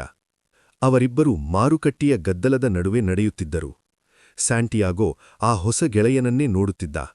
ಆದರೆ ಅಷ್ಟರಲ್ಲಿ ಅವನ ಕಣ್ಣು ಮಾರುಕಟ್ಟೆಯಲ್ಲಿದ್ದ ಒಂದು ಸುಂದರವಾದ ಕತ್ತಿಯ ಮೇಲೆ ಬಿತ್ತು. ಬೆಳ್ಳಿ ಮತ್ತು ಬೆಲೆಬಾಳುವ ಕಲ್ಲುಗಳಿಂದ ಕೂಡಿದ್ದ ಆ ಕತ್ತಿಯನ್ನು ನೋಡಿ ಆತ ಬೆರಗಾದ. ಕೇವಲ ಕೆಲವೇ ಕ್ಷಣಗಳ ಕಾಲ ಆತ ತನ್ನ ದೃಷ್ಟಿಯನ್ನು ಆ ಹೊಸ ಗೆಳೆಯನಿಂದ ದೂರ ಮಾಡಿದ್ದ. ಆದರೆ ಅಷ್ಟರಲ್ಲೇ ಅವಘಡ ನಡೆದಿತ್ತು. ಸ್ಯಾಂಟಿಯಾಗೋ ತಿರುಗಿ ನೋಡಿದಾಗ ಆ ಗೆಳೆಯ ಅಲ್ಲಿರಲಿಲ್ಲ. ಸುತ್ತಲೂ ಗದ್ದಲವಿತ್ತು. ಜನರು ಕೂಗುತ್ತಿದ್ದರು. ಆದರೆ ಅವನ ಹಣದೊಂದಿಗೆ ಆ ಗೆಳೆಯ ಕಣ್ಮರೆಯಾಗಿದ್ದ. ಸೂರ್ಯ ಮುಳುಗುವವರೆಗೂ ಆತ ಅಲ್ಲೇ ಕಾಯುತ್ತಾ ನಿಂತ. ಆ ಗೆಳೆಯ ಎಲ್ಲೋ ದಾರಿ ತಪ್ಪಿರಬಹುದು ಎಂದು ಆತ ನಂಬಲು ಬಯಸಿದ್ದ. ಆದರೆ ಕತ್ತಲೆ ಆವರಿಸಿದಂತೆ ಅವನಿಗೆ ಸತ್ಯ ಅರ್ಥವಾಯಿತು. ತಾನು ಸಂಪೂರ್ಣವಾಗಿ ಲೂಟಿಯಾಗಿದ್ದೆ. ಮುಂಜಾನೆ ಎದ್ದಾಗ ಆತ ಅಂಡಲೂಸಿಯಾದಲ್ಲಿ ಒಬ್ಬ ಕುರಿಗಾಹಿಯಾಗಿದ್ದ. ಅವನ ಬಳಿ 60 ಕುರಿಗಳಿದ್ದವು ಮತ್ತು ಒಬ್ಬ ಹುಡುಗಿಯನ್ನು ಭೇಟಿಯಾಗುವ ಕನಸಿತ್ತು. ಆದರೆ ಸೂರ್ಯ ಮುಳುಗುವ ಹೊತ್ತಿಗೆ ಅವನ ಬಳಿ ಏನೂ ಇರಲಿಲ್ಲ. 1 ರೂಪಾಯಿಯೂ ಇಲ್ಲದೆ, ಆ ದೇಶದ ಭಾಷೆಯೂ ತಿಳಿಯದೆ ಆತ ಒಬ್ಬಂಟಿಯಾಗಿದ್ದ. ಭರವಸೆಯ ಕಲ್ಲುಗಳು. ಸ್ಯಾಂಟಿಯಾಗೋ ಜೋರಾಗಿ ಅತ್ತ. ದೇವರು ಅನ್ಯಾಯಗಾರ. ಕನಸುಗಳನ್ನು ನಂಬಿದವರಿಗೆ ಆತ ಹೀಗೆಯೇ ಶಿಕ್ಷೆ ಕೊಡುತ್ತಾನಾ ಎಂದು ಆತ ಹಳಹಳಸಿದ. ಪ್ರಪಂಚದ ಮೇಲೆ ಅವನಿಗೆ ದ್ವೇಷ ಬಂತು. ತನ್ನ ಚೀಲದಲ್ಲಿ ಏನಾದರೂ ಉಳಿದಿದೆಯೇ ಎಂದು ನೋಡಿದಾಗ ಅಲ್ಲಿ ಅವನ ದಪ್ಪ ಪುಸ್ತಕ, ಜಾಕೆಟ್ ಮತ್ತು ಆ ಮುದುಕ ನೀಡಿದ 2 ಕಲ್ಲುಗಳಿದ್ದವು, ಉರೀಮ್ ಮತ್ತು ತುಮೀಮ್. ಆ ಕಲ್ಲುಗಳನ್ನು ಮುಟ್ಟಿದ ತಕ್ಷಣ ಅವನಿಗೆ ಒಂದು ರೀತಿಯ ಸಮಾಧಾನವಾಯಿತು. ಆ ಮುದುಕನ ಮಾತು ನೆನಪಾಯಿತು, ನೀವು ಯಾವುದಾದರೂ ಮನಸ್ಫೂರ್ತಿಯಾಗಿ ಬಯಸಿದರೆ ಇಡೀ ವಿಶ್ವವೇ ಅದನ್ನು ಸಾಧಿಸಲು ನಿನಗೆ ಸಹಾಯ ಮಾಡುತ್ತದೆ. ಸ್ಯಾಂಟಿಯಾಗೋ ಯೋಚಿಸಿದ, ನಾನು ಎಲ್ಲವನ್ನೂ ಕಳೆದುಕೊಂಡಿರಬಹುದು, ಆದರೆ ಈ ಕಲ್ಲುಗಳು ನಾನೊಬ್ಬ ರಾಜನನ್ನು ಭೇಟಿಯಾದೆ ಎಂಬುದಕ್ಕೆ ಸಾಕ್ಷಿ. ನಾನು ಇತರರಂತೆ ಜಗತ್ತನ್ನು ಕೇವಲ ಸಂಕಟದ ದೃಷ್ಟಿಯಿಂದ ನೋಡಬಾರದು. ಆತ ಉರೀಮ್ ಮತ್ತು ತುಮೀಮ್ ಕಲ್ಲುಗಳನ್ನು ಹಿಡಿದು ಒಂದು ಪ್ರಶ್ನೆ ಕೇಳಿದ, ಆ ಮುದುಕನ ಆಶೀರ್ವಾದ ಇನ್ನೂ ನನ್ನ ಜೊತೆಗಿದೆಯೇ? ಅವನು ಚೀಲದಿಂದ ಒಂದು ಕಲ್ಲನ್ನು ಹೊರತೆಗೆದಾಗ ಹೌದು ಎಂಬ ಉತ್ತರ ಸಿಕ್ಕಿತು. ನನಗೆ ಪಿರಮಿಡ್ಗಳಿಗೆ ಹೋಗಬೇಕು, ಎಂದು ಕೇಳುತ್ತಾ ಕೈ ಹಾಕಿದಾಗ ಚೀಲದ ತೂತಿನ ಮೂಲಕ 2 ಕಲ್ಲುಗಳು ಕೆಳಗೆ ಬಿದ್ದವು. ಆಗ ಅವನಿಗೆ ರಾಜನ ಮಾತು ನೆನಪಾಯಿತು. ಶಕುನಗಳನ್ನು ಗುರುತಿಸಿ, ಅವುಗಳನ್ನು ಅನುಸರಿಸಿ. ಕಲ್ಲುಗಳು ಕೆಳಗೆ ಬಿದ್ದದ್ದೇ ಒಂದು ಶಕುನ ಎಂದು ಆತ ನಗುನಗುತ್ತಾ ಅವುಗಳನ್ನು ಎತ್ತಿಕೊಂಡ. ತನ್ನ ನಿರ್ಧಾರಗಳನ್ನು ತಾನೇ ತೆಗೆದುಕೊಳ್ಳಬೇಕು ಎಂದು ಆತ ನಿರ್ಧರಿಸಿದ. ಈಗ ಅವನಿಗೆ ಈ ಹೊಸ ಜಾಗ ಭಯಂಕರವಾಗಿ ಕಾಣಲಿಲ್ಲ. ಸಮುದ್ರಯಾಣ ಮಾಡಿ ಬಂದ ತನಗೆ ಇದೆಲ್ಲವೂ ಹೊಸ ಅನುಭವ ಎಂದು ಆತ ಭಾವಿಸಿದ. ಆತ ತನ್ನನ್ನು ತಾನು ಕಳ್ಳತನಕ್ಕೆ ಒಳಗಾದ ಬಲಿಪಶು ಎಂದು ನೋಡುವ ಬದಲು ನಿಧಿಯ ಹುಡುಕಾಟದಲ್ಲಿರುವ ಒಬ್ಬ ಸಾಹಸಿಕ ಎಂದು ಕರೆದುಕೊಂಡ. ಮರುದಿನ ಬೆಳಿಗ್ಗೆ ಮಾರುಕಟ್ಟೆಯಲ್ಲಿ ಒಬ್ಬ ಮಿಠಾಯಿ ಮಾರಗಾರನಿಗೆ ಅವನ ಅಂಗಡಿ ಜೋಡಿಸಲು ಸಹಾಯ ಮಾಡಿದ. ಆ ಮಾರಗಾರ ತನ್ನ ಕೆಲಸದಲ್ಲಿ ತುಂಬಾ ಸಂತೋಷವಾಗಿದ್ದ. ಸ್ಯಾಂಟಿಯಾಗೋಗೆ ಒಂದು ವಿಷಯ ಅರ್ಥವಾಯಿತು. ಈ ಮಿಠಾಯಿ ವ್ಯಾಪಾರಿ ದೇಶ ಸುತ್ತಲೋ ಅಥವಾ ಮದುವೆಯಾಗಲು ಮಿಠಾಯಿ ಮಾಡುತ್ತಿಲ್ಲ. ಆತ ಇದನ್ನು ಮಾಡುತ್ತಿರುವುದು ಆ ಕೆಲಸ ಅವನಿಗೆ ಇಷ್ಟವಾದ ಕಾರಣ. ಅಲ್ಲಿ ಇನ್ನೊಂದು ವಿಶೇಷ ನಡೆಯಿತು. ಮಿಠಾಯಿ ವ್ಯಾಪಾರಿಗೆ ಸ್ಪ್ಯಾನಿಷ್ ತಿಳಿಯಲಿಲ್ಲ. ಸ್ಯಾಂಟಿಯಾಗೋಗೆ ಅರೇಬಿಕ್ ತಿಳಿಯಲಿಲ್ಲ. ಆದರೂ ಅವರಿಬ್ಬರೂ ಪರಸ್ಪರ ಅರ್ಥಮಾಡಿಕೊಂಡಿದ್ದರು. ಪದಗಳಿಲ್ಲದ ಒಂದು ಪ್ರಪಂಚದಲ್ಲಿದೆ ಎಂಬ ಸತ್ಯ ಸ್ಯಾಂಟಿಯಾಗೋಗೆ ಅರಿವಾಯಿತು. ಸ್ಫಟಿಕದ ವ್ಯಾಪಾರಿ ಮತ್ತು ಸ್ಯಾಂಟಿಯಾಗೋ. ತಂಜಿಯರ್ನ ಒಂದು ಗುಡ್ಡದ ಮೇಲಿದ್ದ ಸ್ಫಟಿಕದ ಅಂಗಡಿಗೆ ಸ್ಯಾಂಟಿಯಾಗೋ ಹೋದ. ಆ ಅಂಗಡಿಯ ಮಾಲೀಕ ಕಳೆದ 30 ವರ್ಷಗಳಿಂದ ಅಲ್ಲೇ ಇದ್ದ. ವ್ಯಾಪಾರ ಕಡಿಮೆಯಾಗಿ ಆತ ಬೇಸರದಲ್ಲಿದ್ದ. ಸ್ಯಾಂಟಿಯಾಗೋ ಅವನಿಗೊಂದು ಪ್ರಸ್ತಾವ ನೀಡಿದ. ನಿಮ್ಮ ಕಿಟಕಿಯಲ್ಲಿರುವ ಈ ಗಾಜಿನ ಪಾತ್ರೆಗಳನ್ನು ನಾನು ಸ್ವಚ್ಛಗೊಳಿಸುತ್ತೇನೆ. ಇವಿಷ್ಟು ಕೊಳಕಾಗಿದ್ದರೆ ಯಾರೂ ಕೊಳ್ಳುವುದಿಲ್ಲ. ಬದಲಾಗಿ ನನಗೆ ಊಟ ನೀಡಿ. ವ್ಯಾಪಾರಿ ಏನೂ ಮಾತನಾಡಲಿಲ್ಲ. ಸ್ಯಾಂಟಿಯಾಗೋ ತನ್ನ ಜಾಕೆಟ್ನಿಂದಲೇ ಗಾಜುಗಳನ್ನು ಒರೆಸಲು ಶುರುಮಾಡಿದ. ಆ ಅರ್ಧ ಗಂಟೆಯಲ್ಲಿ 2 ಗ್ರಾಹಕರು ಬಂದು ಗಾಜಿನ ಪಾತ್ರೆಗಳನ್ನು ಕೊಂಡರು. ವ್ಯಾಪಾರಿ ಅವನನ್ನು ಊಟಕ್ಕೆ ಕರೆದು ಹೋಗಿ ಹೇಳಿದ, ನೀನು ಸ್ವಚ್ಛಗೊಳಿಸದಿದ್ದರೂ ನಾನು ನಿನಗೆ ಊಟ ಕೊಡುತ್ತಿದ್ದೆ. ಯಾಕೆಂದರೆ ಹಸಿದವನಿಗೆ ಅನ್ನ ನೀಡುವುದು ನನ್ನ ಧರ್ಮ. ಆದರೆ ಗಾಜುಗಳು ಕೊಳಕಾಗಿದ್ದವು. ನಮ್ಮ ಮನಸ್ಸಿನ ನಕಾರಾತ್ಮಕ ಆಲೋಚನೆಗಳನ್ನು ತೊಳೆಯಲು ಆ ಕೆಲಸದ ಅಗತ್ಯವಿತ್ತು. ವ್ಯಾಪಾರಿ ಸ್ಯಾಂಟಿಯಾಗೋನನ್ನು ತನ್ನ ಅಂಗಡಿಯಲ್ಲಿ ಕೆಲಸ ಮಾಡಲು ಕೇಳಿಕೊಂಡ. ಸ್ಯಾಂಟಿಯಾಗೋ ಒಪ್ಪಿದ. ಆದರೆ ಒಂದು ಷರತ್ತು ಹಾಕಿದ. ನನಗೆ ನಾಳೆಯೇ ಈಜಿಪ್ಟ್ಗೆ ಹೋಗಲು ಹಣ ಬೇಕು. ವ್ಯಾಪಾರಿ ನಗುತ್ತಾ ಹೇಳಿದ, ಮಗನೇ, ನೀನು 1 ವರ್ಷ ನನ್ನ ಅಂಗಡಿಯಲ್ಲಿ ಕೆಲಸ ಮಾಡಿದರೂ ಪಿರಮಿಡ್ ತಲುಪಲು ಬೇಕಾದಷ್ಟು ಹಣ ಸಂಪಾದಿಸಲು ಸಾಧ್ಯವಿಲ್ಲ. ಇಲ್ಲಿಂದ ಅಲ್ಲಿಗೆ ಸಾವಿರಾರು ಕಿಲೋಮೀಟರ್ ಮರುಭೂಮಿಯಿದೆ. ಈ ಮಾತನ್ನು ಕೇಳಿದಾಗ ಸ್ಯಾಂಟಿಯಾಗೋನ ಆತ್ಮ ಒಂದು ಕ್ಷಣ ಮೌನವಾಯಿತು. ಎಲ್ಲಾ ಕನಸುಗಳು, ರಾಜ, ನಿಧಿ ಎಲ್ಲವೂ ಸುಳ್ಳು ಎಂದು ಅವನಿಗನಿಸಿತು. ಆದರೆ ಅಂತಿಮವಾಗಿ ಆತ ವ್ಯಾಪಾರಿಯ ಬಳಿ ಕೆಲಸಕ್ಕೆ ಸೇರಿಕೊಂಡ. ಅವನ ಗುರಿ ಈಗ ಬದಲಾಗಿತ್ತು. ನಿಧಿಯ ಬದಲು ಮತ್ತೆ ಕುರಿಗಳನ್ನು ಕೊಳ್ಳುವಷ್ಟು ಹಣ ಮಾಡುವುದು. ಮೆಕ್ಕಾ ಮತ್ತು ಕನಸಿನ ಅಂತರ. 1 ತಿಂಗಳು ಕೆಲಸ ಮಾಡಿದ ನಂತರ ಸ್ಯಾಂಟಿಯಾಗೋ ಒಂದು ಉಪಾಯ ನೀಡಿದ. ನಾವು ಅಂಗಡಿ ಹೊರಗೆ ಒಂದು ಪ್ರದರ್ಶನ ಪೆಟ್ಟಿಗೆಯನ್ನು ಇಡೋಣ. ಇದರಿಂದ ಬರುವ ಜನರನ್ನು ಆಕರ್ಷಿಸಬಹುದು. ವ್ಯಾಪಾರಿ ಮೊದಲು ಭಯಪಟ್ಟರೂ ನಂತರ ಒಪ್ಪಿದರು. ವ್ಯಾಪಾರ ಮೊದಲಿಗಿಂತಲೂ ಹೆಚ್ಚಾಯಿತು. ಸ್ಯಾಂಟಿಯಾಗೋ ಕೇಳಿದ, ನಿಮ್ಮ ಉಪಾಯಗಳಿಂದ ಬದಲಾವಣೆಯಾಗುವುದು ನಿಮಗೆ ಏಕೆ ಇಷ್ಟವಿಲ್ಲ? ವ್ಯಾಪಾರಿ ಉತ್ತರಿಸಿದ, ಮಗನೇ, ಪ್ರತಿ ಆಶೀರ್ವಾದವನ್ನು ನಿರ್ಲಕ್ಷಿಸಿದರೆ ಅದು ಶಾಪವಾಗಿ ಬದಲಾಗುತ್ತದೆ. ನೀನು ಬಂದ ಮೇಲೆ ನಾನು ಎಟುಗದ ಎತ್ತರದ ಕನಸುಗಳನ್ನು ಕಾಣುವಂತೆ ಮಾಡಿದೆ. ಈಗ ಆ ಸಾಧ್ಯತೆಗಳನ್ನು ನೋಡಿ ನನಗೆ ಮೊದಲಿಗಿಂತಲೂ ಹೆಚ್ಚು ಸಂಕಟವಾಗುತ್ತಿದೆ. ಯಾಕೆಂದರೆ ಅವುಗಳನ್ನು ಸಾಧಿಸುವ ಇಚ್ಛೆ ನನಗಿಲ್ಲ. ನಂತರ ಆತ ಒಂದು ಪದ ಹೇಳಿದ, ಮಕ್ತೂಬ್. ಇದರರ್ಥ ಎಲ್ಲವೂ ಬರೆಯಲ್ಪಟ್ಟಿದೆ ಎಂದು. ವಾಪಾಸತ್ತಿ ಅಥವಾ ಪಿರಮಿಡ್. ಸ್ಯಾಂಟಿಯಾಗೋ ಆಫ್ರಿಕಾಗೆ ಬಂದು 11 ತಿಂಗಳು 9 ದಿನ ಆಗಿತ್ತು. ಈಗ ಅವನ ಬಳಿ 120 ಕುರಿಗಳನ್ನು ಕೊಳ್ಳುವಷ್ಟು ಮತ್ತು ಸ್ಪೇನ್ಗೆ ವಾಪಸ್ ಹೋಗುವಷ್ಟು ಹಣ ಇತ್ತು. ಆತ ಅರೇಬಿಕ್ ಉಡುಪು ಧರಿಸಿ ವ್ಯಾಪಾರಿಯ ಬಳಿ ಆಶೀರ್ವಾದ ಕೇಳಲು ಹೋದ.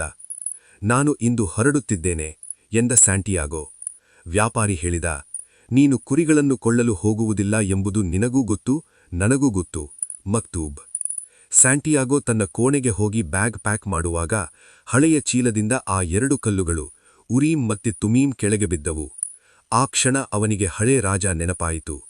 ಕನಸು ಕಾಣುವುದನ್ನು ನಿಲ್ಲಿಸಬೇಡ, ಶಕುನಗಳನ್ನು ಗುರುತಿಸಿ ಎಂದು ರಾಜ ಹೇಳಿದ್ದ. ಸ್ಯಾಂಟಿಯಾಗೋ ಯೋಚಿಸಿದ, ನಾನು ಮತ್ತೆ ಕುರಿಗಾಹಿಯಾಗಬಹುದು, ಅದು ನನಗೆ ಗೊತ್ತು. ಆದರೆ ಮರುಭೂಮಿಯನ್ನು ದಾಟಿ ಪಿರಮಿಡ್ ತಲುಪಲು ಈ ಅವಕಾಶ ಮತ್ತೆ ಸಿಗಲಿಕ್ಕಿಲ್ಲ. ಕುರಿಗಳು ನನಗೆ ಅರೇಬಿಕ್ ಕಲಿಸಲಿಲ್ಲ. ಆದರೆ ಈ 1 ವರ್ಷ ನನಗೆ ಜಗತ್ತಿನ ಭಾಷೆಯನ್ನು ಕಲಿಸಿದೆ.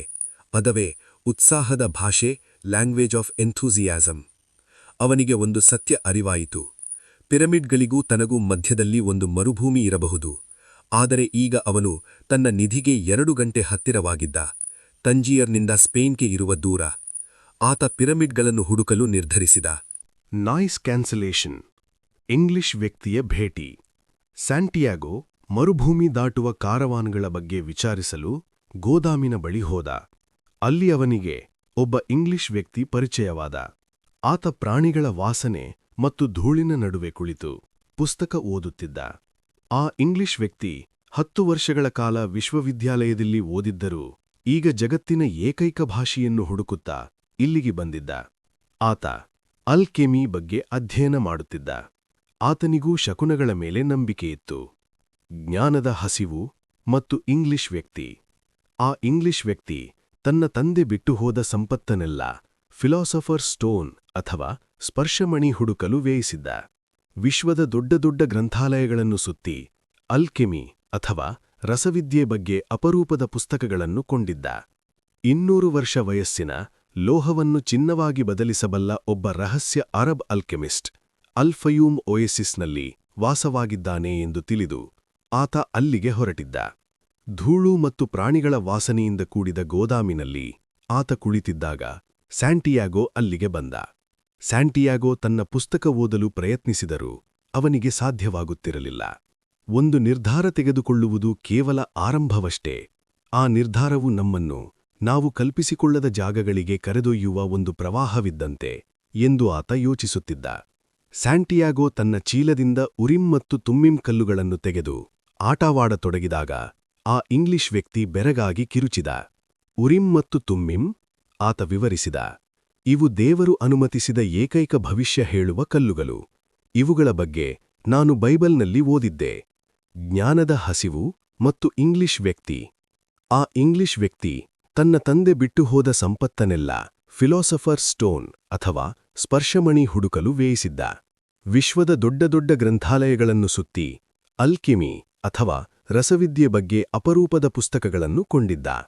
200 ವರ್ಷ ವಯಸ್ಸಿನ ಲೋಹವನ್ನು ಚಿನ್ನವಾಗಿ ಬದಲಿಸಬಲ್ಲ ಒಬ್ಬ ರಹಸ್ಯ ಅರಬ್ ಅಲ್ಕೆಮಿಸ್ಟ್ ಅಲ್-ಫಯೂಮ್ ಒಯಸಿಸ್ನಲ್ಲಿ ವಾಸವಾಗಿದ್ದಾನೆ ಎಂದು ತಿಳಿದು ಆತ ಅಲ್ಲಿಗೆ ಹೊರಟಿದ್ದ. ಧೂಳು ಮತ್ತು ಪ್ರಾಣಿಗಳ ವಾಸನೆಯಿಂದ ಕೂಡಿದ ಗೋದಾಮಿನಲ್ಲಿ ಆತ ಕುಳಿತಿದ್ದಾಗ ಸ್ಯಾಂಟಿಯಾಗೋ ಅಲ್ಲಿಗೆ ಬಂದ. ಸ್ಯಾಂಟಿಯಾಗೋ ತನ್ನ ಪುಸ್ತಕ ಓದಲು ಪ್ರಯತ್ನಿಸಿದರೂ ಅವನಿಗೆ ಸಾಧ್ಯವಾಗುತ್ತಿರಲಿಲ್ಲ. ಒಂದು ನಿರ್ಧಾರ ತೆಗೆದುಕೊಳ್ಳುವುದು ಕೇವಲ ಆರಂಭವಷ್ಟೇ. ಆ ನಿರ್ಧಾರವು ನಮ್ಮನ್ನು ನಾವು ಕಲ್ಪಿಸಿಕೊಳ್ಳದ ಜಾಗಗಳಿಗೆ ಕರೆದೊಯ್ಯುವ ಒಂದು ಪ್ರವಾಹವಿದ್ದಂತೆ ಎಂದು ಆತ ಯೋಚಿಸುತ್ತಿದ್ದ. ಸ್ಯಾಂಟಿಯಾಗೋ ತನ್ನ ಚೀಲದಿಂದ ಉರಿಮ್ ಮತ್ತು ತುಮ್ಮಿಮ್ ಕಲ್ಲುಗಳನ್ನು ತೆಗೆದು ಆಟವಾಡತೊಡಗಿದಾಗ ಆ ಇಂಗ್ಲಿಷ್ ವ್ಯಕ್ತಿ ಬೆರಗಾಗಿ ಕಿರುಚಿದ. ಉರಿಮ್ ಮತ್ತು ತುಮ್ಮಿಮ್, ಆತ ವಿವರಿಸಿದ, ಇವು ದೇವರು ಅನುಮತಿಸಿದ ಏಕೈಕ ಭವಿಷ್ಯ ಹೇಳುವ ಕಲ್ಲುಗಳು. ಇವುಗಳ ಬಗ್ಗೆ ನಾನು ಬೈಬಲ್ನಲ್ಲಿ ಓದಿದ್ದೆ. ಜ್ಞಾನದ ಹಸಿವು ಮತ್ತು ಇಂಗ್ಲಿಷ್ ವ್ಯಕ್ತಿ. ಆ ಇಂಗ್ಲಿಷ್ ವ್ಯಕ್ತಿ ಹೇಳಿದ, ಜಗತ್ತಿನಲ್ಲಿ ಎಲ್ಲರಿಗೂ ಅರ್ಥವಾಗುವ, ಆದರೆ ಈಗ ಎಲ್ಲರೂ ಮರೆತು ಬಿಟ್ಟಿರುವ ಒಂದು ವಿಶ್ವ ಭಾಷೆಯಿದೆ. ನಾನು ಅದನ್ನೇ ಹುಡುಕುತ್ತಿದ್ದೇನೆ. ಸ್ಯಾಂಟಿಯಾಗೋಗೆ ಅಚ್ಚರಿಯಾಯಿತು. ಶಕುನಗಳ ಬಗ್ಗೆ ಮಾತನಾಡುತ್ತಿರುವ ಈ ವ್ಯಕ್ತಿ ತನ್ನಂತೆಯೇ ಯಾವುದೋ ಹುಡುಕಾಟದಲ್ಲಿದ್ದಾನೆ ಎಂದು ಅವನಿಗೆ ತಿಳಿಯಿತು. ಅಷ್ಟರಲ್ಲಿ ಕಾರವಾನ್ನ ನಾಯಕ ಬಂದ. ಕಪ್ಪು ಕಣ್ಣುಗಳ ಆ ಗಡ್ಡಡ ವ್ಯಕ್ತಿ ಗಂಭೀರವಾಗಿ ಹೇಳಿದ, ನಾನು ಈ ಕಾರವಾನ್ನ ನಾಯಕ. ಮರುಭೂಮಿಯಲ್ಲಿ ಅಶಿಸ್ತು ಎಂದರೆ ಸಾವು ಎಂದರ್ಥ. ನೀವೆಲ್ಲರೂ ನಿಮ್ಮ ನಿಮ್ಮ ದೇವರುಗಳ ಹೆಸರಿನಲ್ಲಿ ಶಪಥ ಮಾಡಿ ನಾನು ಹೇಳಿದ ಆಜ್ಞೆಯನ್ನು ನೀವು ಪಾಲಿಸಲೇಬೇಕು. ಸ್ಯಾಂಟಿಯಾಗೋ ಜೀಸಸ್ ಕ್ರೈಸ್ಟ್ನ ಹೆಸರಿನಲ್ಲಿ ಶಪಥ ಮಾಡಿದ. ಕಾರವಾನ್ ತನ್ನ ಪಯಣ ಶುರು ಮಾಡಿತು. 200 ಜನರು ಮತ್ತು 400 ಪ್ರಾಣಿಗಳು ಮರುಭೂಮಿಯ ಮರಳಿನ ಮೇಲೆ ಹೆಜ್ಜೆ ಹಾಕಲಾರಂಭಿಸಿದವು. ಮರುಭೂಮಿಯ ಮೌನ ಮತ್ತು ಅರಿವು. ಮರುಭೂಮಿಯಲ್ಲಿ ಸದಾ ಗಾಳಿಯ ಸದ್ದು ಮತ್ತು ಪ್ರಾಣಿಗಳ ಕಾಲ್ತುಳಿತದ ಶಬ್ದ ಮಾತ್ರ ಕೇಳಿಸುತ್ತಿತ್ತು. ಒಮ್ಮೆ ಒಂಟೆ ಚಾಲಕ ಹೇಳಿದ, ಮರುಭೂಮಿ ಎಷ್ಟು ವಿಶಾಲವಾಗಿದೆ ಎಂದರೆ ಮನುಷ್ಯ ತನ್ನನ್ನು ತಾನು ಬಹಳ ಸಣ್ಣವನೆಂದು ಭಾವಿಸಿ ಮೌನಕ್ಕೆ ಶರಣಾಗುತ್ತಾನೆ. ಸ್ಯಾಂಟಿಯಾಗೋಗೆ ಇದೆಲ್ಲವೂ ಅರ್ಥವಾಗುತ್ತಿತ್ತು. ಆತ ಯೋಚಿಸಿದ, ನಾನು ಕುರಿಗಳಿಂದ ಕಲಿತೆ, ಸ್ಫಟಿಕದ ಗಾಜುಗಳಿಂದ ಕಲಿತೆ, ಈಗ ಈ ಮರುಭೂಮಿಯಿಂದಲೂ ಕಲಿಯಬಲ್ಲೆ. ಇದು ತುಂಬಾ ಹಳೆಯದು ಮತ್ತು ಜ್ಞಾನಿಯಂತೆ ಕಾಣಿಸುತ್ತದೆ. ಅವನಿಗೀಗ ತನ್ನ ಹಳೆಯ ಕುರಿಗಳ ಬಗ್ಗೆ ವ್ಯಥೆಯಿಲ್ಲ. ಕುರಿಗಳಂತೆ ಪ್ರಯಾಣಕ್ಕೆ ಒಗ್ಗಿಕೊಂಡ ಜೀವಿಗಳಿಗೆ ಮುಂದೆ ಸಾಗುವುದು ಗೊತ್ತು ಎಂದು ಆತ ಸಮಾಧಾನ ಮಾಡಿಕೊಂಡ. ಅವನಿಗೀಗ ತನ್ನ ತಂದೆ ಹೇಳುತ್ತಿದ್ದ ಒಳನೋಟ ಅಥವಾ ಅಂತರಾತ್ಮದ ಧ್ವನಿ ಬಗ್ಗೆ ಅರಿವಾಯಿತು. ಇಂಟ್ಯೂಷನ್ ಎಂದರೆ ನಮ್ಮ ಆತ್ಮವು ವಿಶ್ವದ ಜೀವಂತ ಪ್ರವಾಹದಲ್ಲಿ ಮುಳುಗಿದಂತೆ.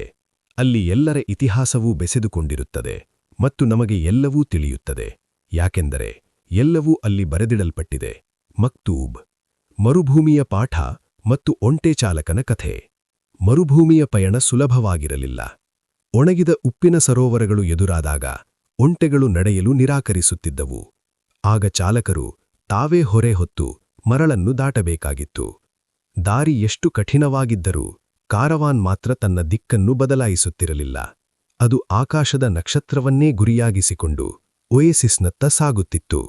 ಸ್ಯಾಂಟಿಯಾಗೋ ತನ್ನ ಪುಸ್ತಕವನ್ನು ಬದಿಗಿಟ್ಟು ಮರುಭೂಮಿಯೂ ಮತ್ತು ಗಾಳಿಯನ್ನು ಗಮನಿಸತೊಡಗಿದ. ಅವನು ತನ್ನ ಪಕ್ಕದಲ್ಲಿಯೇ ಸಾಗುತ್ತಿದ್ದ ಒಂಟೆ ಚಾಲಕನೊಂದಿಗೆ ಸ್ನೇಹ ಬೆಳೆಸಿದ. ಆ ಚಾಲಕ ತನ್ನ ಕಥೆ ಹೇಳಿದ. ಒಮ್ಮೆ ನೈಲ್ ನದಿ ಉಕ್ಕಿ ಹರಿದು ನನ್ನ ತೋಟ, ಆಸ್ತಿ ಎಲ್ಲಾ ನಾಶವಾಯಿತು. ಅಂದು ನನಗೆ ಅರ್ಥವಾಯಿತು, ನಮ್ಮ ಬಳಿ ಇರುವುದನ್ನು ಕಳೆದುಕೊಳ್ಳುತ್ತೇವೆ ಎಂಬ ಭಯವೊಂದೇ ನಮ್ಮನ್ನು ಕಾಡುವುದು. ಆದರೆ ಜಗತ್ತಿನ ಇತಿಹಾಸ ಮತ್ತು ನಮ್ಮ ಬದುಕಿನ ಕಥೆಯನ್ನು ಬರೆದದ್ದು ಒಂದೇ ಹಸ್ತ, ಒನ್ ಹ್ಯಾಂಡ್ ಎಂದು ನಮಗೆ ತಿಳಿದಾಗ ಆ ಭಯ ಮಾಯವಾಗುತ್ತದೆ. ಆತ ತನ್ನ ಮಾತು ಮುಗಿಸಿದ್ದು ಅದೇ ರಹಸ್ಯಮಯ ಪದದೊಂದಿಗೆ, ಮಕ್ತೂಬ್. ವಿಶ್ವದ ಆತ್ಮ ಮತ್ತು ರಸವಿದ್ಯೆ. ಕಾರವಾನ್ ಸಾಗುತ್ತಿದ್ದಂತೆ ಬುಡಕು ಜನಾಂಗಗಳ ನಡುವೆ ಯುದ್ಧ ನಡೆಯುತ್ತಿರುವ ವದಂತಿ ಹರಡಿತು. ಭಯದಿಂದಾಗಿ ರಾತ್ರಿ ಹೊತ್ತು ಬೆಂಕಿ ಹಾಕುವುದನ್ನು ನಿಲ್ಲಿಸಲಾಯಿತು. ಒಂದು ರಾತ್ರಿ ಸ್ಯಾಂಟಿಯಾಗೋ ಮತ್ತು ಇಂಗ್ಲಿಷ್ ವ್ಯಕ್ತಿ ಮಾತನಾಡುತ್ತಾ ಕುಳಿತಿದ್ದಾಗ ಇಂಗ್ಲಿಷ್ ವ್ಯಕ್ತಿ ವಿಶ್ವದ ಆತ್ಮದ ಬಗ್ಗೆ ವಿವರಿಸಿದ. ನೀನು ಯಾವುದನ್ನಾದರೂ ಪೂರ್ಣ ಹೃದಯದಿಂದ ಬಯಸಿದಾಗ ನೀನು ವಿಶ್ವದ ಆತ್ಮಕ್ಕೆ ಹತ್ತಿರವಾಗುತ್ತೀಯ. ಈ ಭೂಮಿಯ ಮೇಲಿರುವ ಪ್ರತಿಯೊಂದಕ್ಕೂ, ಅದು ಕಲ್ಲಾಗಲಿ, ಗಿಡವಾಗಲಿ ಅಥವಾ ಕೇವಲ ಒಂದು ಆಲೋಚನೆಯಾಗಲಿ, ಆತ್ಮ ಇದೆ. ನೀನು ಸ್ಫಟಿಕದ ಅಂಗಡಿಯಲ್ಲಿ ಗಾಜುಗಳನ್ನು ಒರೆಸುತ್ತಿರುವಾಗ ಆ ಗಾಜುಗಳು ನಿನ್ನ ಯಶಸ್ಸಿಗೆ ಸಹಕರಿಸುತ್ತಿದ್ದವು ಎಂದ ಇಂಗ್ಲಿಷ್ ವ್ಯಕ್ತಿ. ಸ್ಯಾಂಟಿಯಾಗೋಗೆ ಈಗ ಅರ್ಥವಾಯಿತು. ಕಾರವಾನ್ ಮತ್ತು ಮರುಭೂಮಿ ಒಂದೇ ಭಾಷೆಯಲ್ಲಿ ಮಾತನಾಡುತ್ತಿದೆ ಎಂದು ಅವನಿಗೆ ತಿಳಿಯಿತು. ಅದಕ್ಕಾಗಿಯೇ ಮರುಭೂಮಿ ಇವರಿಗೆ ದಾರಿ ಮಾಡಿಕೊಡುತ್ತಿದೆ. ಎಮರಾಲ್ಡ್ ಟ್ಯಾಬ್ಲೆಟ್ ಮತ್ತು ಮಾಸ್ಟರ್ ವರ್ಕ್. ಸ್ಯಾಂಟಿಯಾಗೋ ಇಂಗ್ಲಿಷ್ ವ್ಯಕ್ತಿಯ ಪುಸ್ತಕಗಳನ್ನು ಓದಲು ಪ್ರಯತ್ನಿಸಿದ. ಅವುಗಳಲ್ಲಿ ಪಾದರಸ ಮತ್ತು ಉಪ್ಪು, ಡ್ರ್ಯಾಗನ್ ಮತ್ತು ರಾಜರ ಬಗ್ಗೆ ವಿಚಿತ್ರವಾಗಿ ಬರೆದಿಡಲ್ಪಟ್ಟಿತ್ತು. ಅಲ್ಲಿನ ಒಂದು ಮುಖ್ಯ ವಿಚಾರ ಎಂದರೆ ಎಲ್ಲವೂ ಕೇವಲ ಒಂದೇ ವಸ್ತುವಿನ ವಿವಿಧ ರೂಪಗಳು. ರಸವಿದ್ಯೆಯ ಅತಿದೊಡ್ಡ ರಹಸ್ಯವನ್ನು ಕೇವಲ ಕೆಲವು ಸಾಲುಗಳಲ್ಲಿ ಒಂದು ಪಚ್ಚಕಲ್ಲಿನ ಮೇಲೆ ಕೆತ್ತಲಾಗಿತ್ತು. ಅದನ್ನು ಎಮರಾಲ್ಡ್ ಟ್ಯಾಬ್ಲೆಟ್ ಎನ್ನಲಾಗುತ್ತದೆ. ರಸವಿದ್ಯೆ ಮಾಡುವವರು ಲೋಹಗಳನ್ನು ಬೆಂಕಿಯಲ್ಲಿ ಕಾಯಿಸಿ ಶುದ್ಧಿ ಮಾಡುತ್ತಿದ್ದರು. ಲೋಹಗಳು ಶುದ್ಧವಾದಂತೆ ಅದನ್ನು ಕಾಯಿಸುವವರ ಆತ್ಮವು ಶುದ್ಧವಾಗುತ್ತಿತ್ತು. ಇದರ ಫಲಿತಾಂಶವೇ ಮಾಸ್ಟರ್ ವರ್ಕ್. ಇದರಲ್ಲಿ 2 ಭಾಗಗಳಿದ್ದವು. ಒಂದು, ಎಲಿಕ್ಸಿರ್ ಆಫ್ ಲೈಫ್. ಇದು ಜೀವನ ರಸ. ಇದು ಎಲ್ಲಾ ರೋಗಗಳನ್ನು ಗುಣಪಡಿಸುತ್ತದೆ ಮತ್ತು ವಯಸ್ಸಾಗದಂತೆ ತಡೆಯುತ್ತದೆ. 2, ಫಿಲೋಸಫರ್ ಸ್ಟೋನ್ ಅಥವಾ ಸ್ಪರ್ಶಮಣಿ. ಇದರ ಒಂದು ಸಣ್ಣ ತುಕ್ಕು ಯಾವುದೇ ಲೋಹವನ್ನು ಚಿನ್ನವಾಗಿ ಬದಲಾಯಿಸಬಲ್ಲದು. ಸ್ಯಾಂಟಿಯಾಗೋ ಕೇಳಿದ, ಯಾಕೆ ಇವರು ಇಷ್ಟೊಂದು ಸಂಕೀರ್ಣವಾಗಿ ಬರೆಯುತ್ತಾರೆ? ಇಂಗ್ಲಿಷ್ ವ್ಯಕ್ತಿ ಉತ್ತರಿಸಿದ, ಯಾರಿಗೆ ಜವಾಬ್ದಾರಿ ಇರುತ್ತದೋ ಅವರಿಗೆ ಮಾತ್ರ ಇದು ಅರ್ಥವಾಗಲಿ ಎಂದು. ಎಲ್ಲರೂ ಸೀಸವನ್ನು ಚಿನ್ನವಾಗಿ ಬದಲಾಯಿಸತೊಡಗಿದರೆ ಚಿನ್ನಕ್ಕೆ ಬೆಲೆಯೇ ಇರುವುದಿಲ್ಲ. ಕಲಿಯುವ ದಾರಿಗಳು ಮತ್ತು ಯುದ್ಧದ ನೆರಳು. ಸ್ಯಾಂಟಿಯಾಗೋ ಇಂಗ್ಲಿಷ್ ವ್ಯಕ್ತಿಗೆ ಅವನ ಪುಸ್ತಕಗಳನ್ನು ಮರಳಿಕೊಟ್ಟ. ನಾನು ಈ ಪುಸ್ತಕಗಳಿಂದ ಕಲಿತದ್ದಿಷ್ಟೇ. ಜಗತ್ತಿಗೆ ಒಂದು ಆತ್ಮ ಇದೆ ಮತ್ತು ಆ ಆತ್ಮವನ್ನು ಅರ್ಥಮಾಡಿಕೊಂಡವನು ಎಲ್ಲವನ್ನೂ ಅರ್ಥಮಾಡಿಕೊಳ್ಳಬಲ್ಲ ಎಂದ ಸ್ಯಾಂಟಿಯಾಗೋ. ಆದರೆ ಇಂಗ್ಲಿಷ್ ವ್ಯಕ್ತಿಗೆ ನಿರಾಸೆಯಾಯಿತು. ಅವನ ದೃಷ್ಟಿಯಲ್ಲಿ ಸ್ಯಾಂಟಿಯಾಗೋನ ಆಲೋಚನೆಗಳು ತೀರ ಸರಳವಾಗಿದ್ದವು. ಸ್ಯಾಂಟಿಯಾಗೋ ಅಂದುಕೊಂಡ, ಪ್ರತಿಯೊಬ್ಬರಿಗೂ ಕಲಿಯುವ ರೀತಿ ಬೇರೆ ಇರುತ್ತದೆ. ಅವನ ಹಾದಿ ನನ್ನಂತಿಲ್ಲ, ನನ್ನದು ಅವನಂತಿಲ್ಲ. ಆದರೆ ನಾವಿಬ್ಬರೂ ನಮ್ಮ ಪರ್ಸನಲ್ ಲೆಜೆಂಡ್ ಹುಡುಕುತ್ತಿದ್ದೇವೆ. ಯುದ್ಧದ ಭೀತಿ ಹೆಚ್ಚಾದಂತೆ ಕಾರವಾನ್ ರಾತ್ರಿ ಹಗಲು ಪ್ರಯಾಣಿಸತೊಡಗಿತು. ಒಂದು ರಾತ್ರಿ ಒಂಟೆ ಚಾಲಕ ಸ್ಯಾಂಟಿಯಾಗೋಗೆ ಬದುಕಿನ ದೊಡ್ಡ ಪಾಠವೊಂದನ್ನು ಕಲಿಸಿದ. ನಾನು ಭೂತಕಾಲದಲ್ಲಾಗಲಿ ಅಥವಾ ಭವಿಷ್ಯತ್ತಿನಲ್ಲಾಗಲಿ ಬದುಕುವುದಿಲ್ಲ. ನನಗೆ ವರ್ತಮಾನದಲ್ಲಿ ಮಾತ್ರ ಆಸಕ್ತಿಯಿದೆ. ನೀವು ಯಾವಾಗಲೂ ವರ್ತಮಾನದ ಮೇಲೆ ಗಮನ ಹರಿಸಿದರೆ ನೀವೊಬ್ಬ ಸುಖಿ ಮನುಷ್ಯನಾಗುತ್ತೀರಾ. ಬದುಕು ಒಂದು ದೊಡ್ಡ ಹಬ್ಬದಂತೆ ಕಾಣಿಸುತ್ತದೆ. ಯಾಕೆಂದರೆ ಬದುಕು ಎಂದರೆ ನಾವೀಗ ಬದುಕುತ್ತಿರುವ ಈ ಕ್ಷಣ ಮಾತ್ರ. ಒಯೇಸಿಸ್ ಎಂಬ ಅದ್ಭುತ. ಒಂದು ಮುಂಜಾನೆ ನಕ್ಷತ್ರಗಳು ಮರೆಯುತ್ತಿದ್ದಂತೆ ಸ್ಯಾಂಟಿಯಾಗೋ ಕಣ್ಣು ಮುಂದೆ ಸಾಲು ಸಾಲು ಖರ್ಜೂರದ ಮರಗಳು ಕಂಡವು. ನಾವು ತಲುಪಿದೆವು ಎಂದು ಇಂಗ್ಲಿಷ್ ವ್ಯಕ್ತಿ ಕೂಗಿದ. ಆದರೆ ಸ್ಯಾಂಟಿಯಾಗೋ ಮೌನವಾಗಿ ಆ ದೃಶ್ಯವನ್ನು ಸವಿದ. ಅಲ್ಲಿ ಅಲ್ಕೆಮಿಸ್ಟ್ ಕಾಯುತ್ತಿದ್ದ. ಸಾವಿರಾರು ಜನರು ಒಯೇಸಿಸ್ಗೆ ಬರುವುದನ್ನು ಆತ ನೋಡಿದ. ಮನುಷ್ಯರು ಬರುತ್ತಾರೆ, ಹೋಗುತ್ತಾರೆ, ಆದರೆ ಮರುಭೂಮಿ ಮಾತ್ರ ಹಾಗೆಯೇ ಇರುತ್ತದೆ ಎಂಬುದು ಅವನಿಗೆ ತಿಳಿಯಿತು. ಕಾರವಾನ್ನಲ್ಲಿ ತಾನು ವಿದ್ಯೆ ಕಲಿಸಬೇಕಾದ ಒಬ್ಬ ವ್ಯಕ್ತಿಯಿದ್ದಾನೆ ಎಂದು ಶಕುನಗಳು ಅವನಿಗೆ ತಿಳಿಸಿದವು. ರಹಸ್ಯಗಳನ್ನು ಕೇವಲ ಮಾತಿನ ಮೂಲಕವೇ ಯಾಕೆ ದಾಟಿಸಬೇಕು ಎಂದು ಆತ ಯೋಚಿಸಿದ. ಯಾಕೆಂದರೆ ಸತ್ಯ ಎಂಬುದು ಶುದ್ಧ ಜೀವದಿಂದ ಹುಟ್ಟಿದ್ದು, ಅದನ್ನು ಚಿತ್ರಗಳಲ್ಲಾಗಲಿ ಅಥವಾ ಪದಗಳಲ್ಲಾಗಲಿ ಹಿಡಿದಿಡಲು ಸಾಧ್ಯವಿಲ್ಲ. ಒಯೇಸಿಸ್ ಚಿಕ್ಕದಾಗಿರಬಹುದು ಎಂದು ಸ್ಯಾಂಟಿಯಾಗೋ ಅಂದುಕೊಂಡ. ಆದರೆ ಅಲ್ಲಿ 300 ಬಾವಿಗಳು, 50,000 ಖರ್ಜೂರದ ಮರಗಳು ಮತ್ತು ಬಣ್ಣಬಣ್ಣದ ಸಾವಿರಾರು ಡೇರೆಗಳಿದ್ದವು. ಕಾರವಾನ್ನ ನಾಯಕ ಎಲ್ಲರಿಗೂ ಒಂದು ಸೂಚನೆ ನೀಡಿದ. ಬುಡಕು ಜನಾಂಗಗಳ ಯುದ್ಧ ಮುಗಿಯುವ ತನಕ ನಾವು ಇಲ್ಲೇ ಇರಬೇಕು. ಒಯೇಸಿಸ್ ಒಂದು ತಟಸ್ಥ ಪ್ರದೇಶ. ಇಲ್ಲಿ ಯಾರೂ ಆಯುಧ ಹಿಡಿಯುವಂತಿಲ್ಲ. ಗುರಿ ಮತ್ತು ಪರೀಕ್ಷೆ. ಸ್ಯಾಂಟಿಯಾಗೋ ತನ್ನ ನಿಧಿಯ ಬಗ್ಗೆ ಯೋಚಿಸಿದ. ತನ್ನ ಕನಸಿನ ಹತ್ತಿರ ಹೋದಂತೆ ನಾಯ್ಸ್ ಕ್ಯಾನ್ಸಲೇಷನ್, ಹೃದಯದ ಭಯ ಮತ್ತು ಸತ್ಯ. ಸ್ಯಾಂಟಿಯಾಗೋಗೆ ತನ್ನ ಹೃದಯವು ದ್ರೋಹ ಬಗೆಯಬಹುದೇ ಎಂಬ ಆತಂಕವಿತ್ತು. ಅದಕ್ಕೆ ಅಲ್ಕೆಮಿಸ್ಟ್ ವಿವರಿಸಿದ. ಯಾರು ತನ್ನ ಹೃದಯವನ್ನು ಚೆನ್ನಾಗಿ ಅರಿತಿರುತ್ತಾರೋ ಅವರಿಗೆ ಹೃದಯವು ಎಂದಿಗೂ ದ್ರೋಹ ಮಾಡುವುದಿಲ್ಲ. ನೀನು ನಿನ್ನ ಹೃದಯದಿಂದ ತಪ್ಪಿಸಿಕೊಳ್ಳಲು ಸಾಧ್ಯವಿಲ್ಲ. ಹಾಗಾಗಿ ಅದರ ಮಾತನ್ನು ಕೇಳುವುದೇ ಲೇಸು. ಸ್ಯಾಂಟಿಯಾಗೋ ತನ್ನ ಹೃದಯದ ವಿಚಿತ್ರಗಳನ್ನು ಗಮನಿಸತೊಡಗಿದ. ಅವನ ಹೃದಯ ಹೇಳಿತು, ನನಗೂ ಭಯವಾಗುತ್ತದೆ, ಯಾಕೆಂದರೆ ನಾನು ಮನುಷ್ಯನ ಹೃದಯ. ಜನರು ತಮ್ಮ ದೊಡ್ಡ ಕನಸುಗಳನ್ನು ಬೆನ್ನಟ್ಟಲು ಹೆದರುತ್ತಾರೆ, ಯಾಕೆಂದರೆ ಆ ಕನಸುಗಳಿಗೆ ತಾವು ಅರ್ಹರಲ್ಲ ಎಂದವರು ಭಾವಿಸುತ್ತಾರೆ. ಆಗ ಅಲ್ಕೆಮಿಸ್ಟ್ ಒಂದು ಅಮೂಲ್ಯ ಮಾತನ್ನು ಹೇಳಿದ. ಸಂಕಟಪಡುವ ಭಯವು ಸ್ವತಃ ಸಂಕಟಪಡುವುದಕ್ಕಿಂತಲೂ ಹೆಚ್ಚು ಭೀಕರವಾದುದು. ಯಾವ ಹೃದಯವೂ ತನ್ನ ಕನಸಿನ ಹುಡುಕಾಟದಲ್ಲಿ ಸಂಕಟಪಟ್ಟಿಲ್ಲ, ಏಕೆಂದರೆ ಆ ಹುಡುಕಾಟದ ಪ್ರತೀಕ್ಷಣವು ದೇವರೊಂದಿಗಿನ ಮತ್ತು ಅನಂತತೆಯೊಂದಿಗಿನ ಭೇಟಿಯಾಗಿರುತ್ತದೆ. ಕೊನೆಯ ಪರೀಕ್ಷೆ ಮತ್ತು ಮರಳಿನ ಕಣ. ಸ್ಯಾಂಟಿಯಾಗೋ ಈಗ ತನ್ನ ಹೃದಯವಲ್ಲೂ ಅರ್ಥಮಾಡಿಕೊಂಡಿದ್ದ. ಅವನ ಹೃದಯವು ಅವನಿಗೆ ಹೇಳಿತು, ಸಂತೋಷವಾಗಿರುವ ಪ್ರತಿಯೊಬ್ಬರಲ್ಲೂ ದೇವರಿರುತ್ತಾರೆ. ಒಂದು ಮರಳಿನ ಕಣದಲ್ಲೂ ಸೃಷ್ಟಿಯ ಅದ್ಭುತವನ್ನು ಕಾಣಬಹುದು. ಅಲ್ಕೆಮಿಸ್ಟ್ ಸ್ಯಾಂಟಿಯಾಗೋಗೆ ಎಚ್ಚರಿಕೆ ನೀಡಿದ. ಯಾವುದೇ ಕನಸು ನನಸಾಗುವ ಮೊದಲು ವಿಶ್ವದ ಆತ್ಮವು ನೀನು ಕಲಿತ ಪಾಠಗಳನ್ನೆಲ್ಲ ಪರೀಕ್ಷಿಸುತ್ತದೆ. ಇದು ಕೆಟ್ಟ ಉದ್ದೇಶದಿಂದಲ್ಲ, ಬದಲಾಗಿ ನಿನ್ನ ಕನಸಿನ ಜೊತೆಗೆ ನೀನು ಕಲಿತ ಜ್ಞಾನವನ್ನು ಕರಗತ ಮಾಡಿಕೊಳ್ಳಲಿ ಎಂದು. ಒಯೇಸಿಸ್ನ ಖರ್ಜೂರದ ಮರಗಳು ಕಣ್ಣಿಗೆ ಕಾಣಿಸುವ ಹೊತ್ತಿಗೆ ಅನೇಕರು ಬಾಯಾರಿಕೆಯಿಂದ ಸಾಯುತ್ತಾರೆ. ಅಂದರೆ ಗುರಿಯ ಹತ್ತಿರ ಬಂದಾಗಲೇ ಅತಿ ದೊಡ್ಡ ಪರೀಕ್ಷೆ ಎದುರಾಗುತ್ತದೆ. ಸ್ಯಾಂಟಿಯಾಗೋಗೆ ತನ್ನ ದೇಶದ ಗಾದೆ ನೆನಪಾಯಿತು. ಬೆಳಗಾಗುವ ಮುನ್ನವೇ ರಾತ್ರಿಯು ಅತಿ ಹೆಚ್ಚು ಕತ್ತಲಾಗಿರುತ್ತದೆ. ಅಲ್ಕೆಮಿಸ್ಟ್ನ ಚಮತ್ಕಾರ ಮತ್ತು ಸರಳ ಪಾಠ. ಪ್ರಯಾಣದ ಮಧ್ಯೆ 3 ಸಶಸ್ತ್ರ ಬುಡಕಟ್ಟು ಜನರು ಅವರನ್ನು ತಡೆದರು. ಸ್ಯಾಂಟಿಯಾಗೋನ ಚೀಲದಲ್ಲಿದ್ದ ಹಣವನ್ನು ಕಂಡು ಪ್ರಶ್ನಿಸಿದರು. ಅಲ್ಕೆಮಿಸ್ಟ್ನ ಬಳಿಯಿದ್ದ ಫಿಲಾಸಫರ್ ಸ್ಟೋನ್ ಮತ್ತು ಎಲಿಕ್ಸೀರ್ ಆಫ್ ಲೈಫ್ ಅನ್ನು ನೋಡಿ ಇವೇನು ಎಂದು ಕೇಳಿದರು. ಅಲ್ಕೆಮಿಸ್ಟ್ ಸತ್ಯವನ್ನೇ ಹೇಳಿದ. ಇದು ಸ್ಪರ್ಶಮಣಿ ಮತ್ತು ಇದು ಜೀವನರಸ. ಇದು ಲೋಹವನ್ನು ಚಿನ್ನವಾಗಿ ಬದಲಾಯಿಸುತ್ತದೆ ಮತ್ತು ರೋಗಗಳನ್ನು ಗುಣಪಡಿಸುತ್ತದೆ. ಇದನ್ನು ಕೇಳಿ ಆ ಅರಬ್ಬರು ಜೋರಾಗಿ ನಕ್ಕರು. ಅವನ ಮಾತನ್ನು ಹುಚ್ಚನ ಪ್ರಲಾಪವೆಂದು ಭಾವಿಸಿ ಅವರನ್ನು ಹಾಗೇ ಹೋಗಲು ಬಿಟ್ಟರು. ಸ್ಯಾಂಟಿಯಾಗೋ ಗಾಬರಿಯಿಂದ ಕೇಳಿದ, ನೀವು ಯಾಕೆ ಅವರಿಗೆ ಸತ್ಯ ಹೇಳಿದಿರಿ? ಅದಕ್ಕೆ ಅಲ್ಕೆಮಿಸ್ಟ್ ಉತ್ತರಿಸಿದ, ನಿನ್ನೊಳಗೆ ದೊಡ್ಡ ನಿಧಿಯಿದೆ ಎಂದು ನೀನು ಜಗತ್ತಿಗೆ ಹೇಳಿದಾಗ ಜನರು ಅದನ್ನು ನಂಬುವುದು ತೀರಾ ವಿರಳ. ಇದು ಬದುಕಿನ ಸರಳ ಪಾಠ. ಸ್ಯಾಂಟಿಯಾಗೋ ಮತ್ತು ಹೃದಯದ ಸ್ನೇಹ. ಈಗ ಸ್ಯಾಂಟಿಯಾಗೋ ಮತ್ತು ಅವನ ಹೃದಯ ಆಪ್ತ ಗೆಳೆಯರಾಗಿದ್ದರು. ಅವನ ಹೃದಯವು ಅವನಿಗೆ ಹಿಂದಿನ ಅಪಾಯಗಳ ಬಗ್ಗೆ ನೆನಪಿಸಿತು. ಒಮ್ಮೆ ಅವನು ಅನಾರೋಗ್ಯದಿಂದ ಮಲಗಿದ್ದಾಗ ಕಳ್ಳರು ಅವನನ್ನು ಕೊಲ್ಲಲು ಹೊಂಚು ಹಾಕಿದ್ದರು. ಆದರೆ ಅವನ ಹೃದಯವು ಅವನ ದಾರಿಯನ್ನು ಬದಲಿಸಿ ಅವನನ್ನು ರಕ್ಷಿಸಿತು. ಸ್ಯಾಂಟಿಯಾಗೋ ಕೇಳಿದ, ಮನುಷ್ಯನ ಹೃದಯವು ಯಾವಾಗಲೂ ಹೀಗೇ ಸಹಾಯ ಮಾಡುತ್ತದೆಯೇ? ಅದಕ್ಕೆ ಅಲ್ಕೆಮಿಸ್ಟ್ ಹೇಳಿದ, ಯಾರು ತಮ್ಮ ಜೀವನೋದ್ದೇಶವನ್ನು ಹುಡುಕುತ್ತಾರೋ ಅವರ ಹೃದಯ ಮಾತ್ರ ಈ ರೀತಿ ಸಹಾಯ ಮಾಡುತ್ತದೆ. ಚಿನ್ನ ಮತ್ತು ಜೀವನದ ಗುರಿ. Personal legend. ಪಿರಮಿಡ್ಗಳತ್ತ ಸಾಗುವಾಗ ಸ್ಯಾಂಟಿಯಾಗೋ ರಸವಿದ್ಯೆಯ ಬಗ್ಗೆ ಕೇಳಿದನು. ಅಲ್ಕೆಮಿಸ್ಟ್ ವಿವರಿಸಿದ, ಲೋಹಗಳಲ್ಲಿ ಚಿನ್ನವು ಅತ್ಯಂತ ವಿಕಸಿತವಾದ ಇವಾಲ್ವ್ಡ್ ಲೋಹ. ನಿಜವಾದ ರಸವಿದ್ಯಾಗಾರರು ಲೋಹವನ್ನು ಚಿನ್ನವಾಗಿ ಬದಲಾಯಿಸುವಾಗ ತಾವು ಆಧ್ಯಾತ್ಮಿಕವಾಗಿ ವಿಕಸನಗೊಳ್ಳುತ್ತಿದ್ದರು.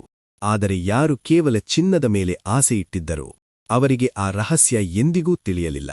ಅವನು ನೆಲದಿಂದ ಒಂದು ಶಂಖವನ್ನು ಎತ್ತಿ ಸ್ಯಾಂಟಿಯಾಗೋಗೆ ನೀಡಿದ. ಈ ಮರುಭೂಮಿ ಒಮ್ಮೆ ಸಮುದ್ರವಾಗಿತ್ತು. ಈ ಶಂಖ ತನ್ನ ಪರ್ಸನಲ್ ಲೆಜೆಂಡನ್ನು ಮರೆತಿಲ್ಲ. ಅದಕ್ಕೆ ಈಗಲೂ ಇದರೊಳಗೆ ಸಮುದ್ರದ ಸದ್ದು ಕೇಳಿಸುತ್ತದೆ. ಸೃಷ್ಟಿಯ ಪ್ರತಿಯೊಂದು ವಸ್ತುವಿಗೂ ತನ್ನದೇ ಆದ ಗುರಿಯಿರುತ್ತದೆ ಎಂಬುದು ಇದರ ಅರ್ಥವಾಗಿತ್ತು. ಅಪಾಯ ಮತ್ತು ಅಲ್ಕೆಮಿಸ್ಟ್ನ ಚಮತ್ಕಾರ. ಪಿರಮಿಡ್ ತಲುಪಲು ಕೇವಲ 2 ದಿನಗಳಿದ್ದಾಗ ನೀಲಿ ಬಣ್ಣದ 100 ಬುಡಕಟ್ಟು ಸೈನಿಕರು ಅವರನ್ನು ಸುತ್ತುಮುರಿದರು. ಅವರು ಶತ್ರುಗಳ ಪರಚಾರಿಗಳು ಎಂದು ಭಾವಿಸಿ ಸೇನಾ ಶಿಬಿರಕ್ಕೆ ಎಳೆದೊಯ್ಯಲಾಯಿತು. ಸ್ಯಾಂಟಿಯಾಗೋ ಗಾಬರಿಯಿಂದ ನಡುಗುತ್ತಿದ್ದನು. ಅಲ್ಕೆಮಿಸ್ಟ್ ಧೈರ್ಯದಿಂದ ಸೇನಾ ನಾಯಕನ ಮುಂದೆ ನಿಂತು ಹೇಳಿದ, ಇವನೊಬ್ಬ ಅಲ್ಕೆಮಿಸ್ಟ್. ಇವನಿಗೆ ಪ್ರಕೃತಿಯ ಶಕ್ತಿಗಳ ಮೇಲೆ ಹಿಡಿತವಿದೆ. ಇವನು ಮನಸ್ಸು ಮಾಡಿದರೆ ಕೇವಲ ಗಾಳಿಯ ವೇಗದಿಂದಲೇ ಈ ಶಿಬಿರವನ್ನು ನಾಶ ಮಾಡಬಲ್ಲ. ಇದನ್ನು ಕೇಳಿ ಸೈನಿಕರು ನಕ್ಕರು. ಆಗ ಅಲ್ಕೆಮಿಸ್ಟ್ ಸ್ಯಾಂಟಿಯಾಗೋ ಬಳಿಯಿದ್ದ ಎಲ್ಲಾ ಚಿನ್ನದ ನಾಣ್ಯಗಳನ್ನು ಆ ನಾಯಕನಿಗೆ ನೀಡಿ, ಇವನು ಗಾಳಿಯಾಗಿ ಬದಲಾಗಬಲ್ಲ ಎಂದು ತೋರಿಸಲು ನಮಗೆ 3 ದಿನಗಳ ಕಾಲಾವಕಾಶ ಕೊಡಿ. ಇಲ್ಲದಿದ್ದರೆ ನಮ್ಮ ಜೀವಗಳನ್ನು ನೀವೇ ತೆಗೆದುಕೊಳ್ಳಿ ಎಂದು ಸವಾಲು ಹಾಕಿದ. ಅಸಾಧ್ಯವಾದ ಸವಾಲು. ಗಾಳಿಯಾಗುವುದು ಹೇಗೆ? ಸ್ಯಾಂಟಿಯಾಗೋ ದಿಗಲುಗೊಂಡನು. ನನ್ನ ಜೀವಿತದ ಎಲ್ಲಾ ಸಂಪಾದನೆಯನ್ನು ಅವರಿಗೆ ಕೊಟ್ಟುಬಿಟ್ಟಿರಿ. ಈಗ ನಾನು ಗಾಳಿಯಾಗಿ ಬದಲಾಗುವುದು ಹೇಗೆ ಎಂದು ಅಳುತ್ತಾ ಕೇಳಿದನು. ಅಲ್ಕೆಮಿಸ್ಟ್ ಶಾಂತವಾಗಿ ಉತ್ತರಿಸಿದ, ನಿನ್ನ ಹಣ ನಿನ್ನ ಪ್ರಾಣವನ್ನು 3 ದಿನಗಳ ಕಾಲ ಉಳಿಸಿದೆ. ಸತ್ತ ಮೇಲೆ ಹಣದಿಂದ ಏನು ಪ್ರಯೋಜನ? ಈಗ ನೀನು ಗಾಳಿಯಾಗಿ ಬದಲಾಗುವುದನ್ನು ಕಲಿಯಬೇಕು. ನಿನ್ನ ಪ್ರಾಣ ಇದನ್ನೇ ಅವಲಂಬಿಸಿದೆ. ಸ್ಯಾಂಟಿಯಾಗೋಗೆ ಅಳುಕು ಉಂಟಾದಾಗ ಅಲ್ಕೆಮಿಸ್ಟ್ ಮತ್ತೊಂದು ಮುಖ್ಯ ಪಾಠ ಹೇಳಿದ. ಕನಸುಗಳನ್ನು ನನಸು ಮಾಡಿಕೊಳ್ಳಲು ಅಡ್ಡಿಯಾಗುವ ಒಂದೇ ಒಂದು ವಿಷಯವೆಂದರೆ ಸೋಲಿನ ಭಯ, ಫಿಯರ್ ಆಫ್ ಫೇಲ್ಯೂರ್. ಸೋತು ಸಾಯುವುದಕ್ಕಿಂತ ನಿನ್ನ ಜೀವನೋದ್ದೇಶದ ಹಾದಿಯಲ್ಲಿ ಪ್ರಯತ್ನಿಸುತ್ತಾ ಸಾಯುವುದು ಎಷ್ಟೋ ಮೇಲು. ಮೊದಲ ದಿನ ಕಳೆಯಿತು. ಸುತ್ತಲೂ ಯುದ್ಧ ನಡೆಯುತ್ತಿತ್ತು. ಸಾವುಗಳು ಸಂಭವಿಸುತ್ತಿದ್ದವು. ಸ್ಯಾಂಟಿಯಾಗೋಗೆ ಏನು ಮಾಡಬೇಕೆಂದು ತಿಳಿಯಲಿಲ್ಲ. 2ನೇ ದಿನವೂ ಮುಗಿಯುತ್ತ ಬಂತು. ಅಲ್ಕೆಮಿಸ್ಟ್ ಮಾತ್ರ ನಿರಾಳವಾಗಿ ತನ್ನ ಹದ್ದಿಗೆ ಆಹಾರ ನೀಡುತ್ತಿದ್ದನು. ನೀವು ಯಾಕೆ ಹದ್ದಿಗೆ ಆಹಾರ ನೀಡುತ್ತಿದ್ದೀರಿ? ನಾನು ಗಾಳಿಯಾಗದಿದ್ದರೆ ನಾವಿಬ್ಬರೂ ಸಾಯುತ್ತೇವೆ ಎಂದು ಸ್ಯಾಂಟಿಯಾಗೋ ಕೇಳಿದನು. ಅಲ್ಕೆಮಿಸ್ಟ್ ಹೇಳಿದ, ಸಾಯುವವನು ನೀನು, ನಾನಲ್ಲ. ನಾನು ಈಗಾಗಲೇ ಗಾಳಿಯಾಗುವುದು ಹೇಗೆ ಎಂದು ಬಲ್ಲೆ. ಇದು ಸ್ಯಾಂಟಿಯಾಗೋಗೆ ತನ್ನ ಶಕ್ತಿಯನ್ನು ತಾನೇ ಕಂಡುಕೊಳ್ಳಲು ನೀಡಿದ ಎಚ್ಚರಿಕೆಯಾಗಿತ್ತು. ಪ್ರಕೃತಿಯೊಂದಿಗೆ ಸಂವಾದ. 3ನೇ ದಿನ ಬಂದಾಗ ಸೇನಾ ಶಿಬಿರದಲ್ಲಿ ಎಲ್ಲರೂ ಸ್ಯಾಂಟಿಯಾಗೋ ಗಾಳಿಯಾಗಿ ಬದಲಾಗುವುದನ್ನು ನೋಡಲು ಕಾತುರರಾಗಿದ್ದರು. ಸ್ಯಾಂಟಿಯಾಗೋ ಒಂದು ಕಡಿದಾದ ಬಂಡೆಯ ಮೇಲೆ ನಿಂತು ಮೊದಲು ಮರುಭೂಮಿಯೊಂದಿಗೆ ಮಾತನಾಡಿದನು. ನಿನ್ನ ಮರಳಿನೊಳಗೆ ನಾನು ಪ್ರೀತಿಸುವ ಹುಡುಗಿಯಿದ್ದಾಳೆ. ನೀನು ನನಗೆ ಅವಳ ಬಳಿಗೆ ಮರಳಲು ನೀನು ನನಗೆ ಸಹಾಯ ಮಾಡಬೇಕು ಎಂದನು.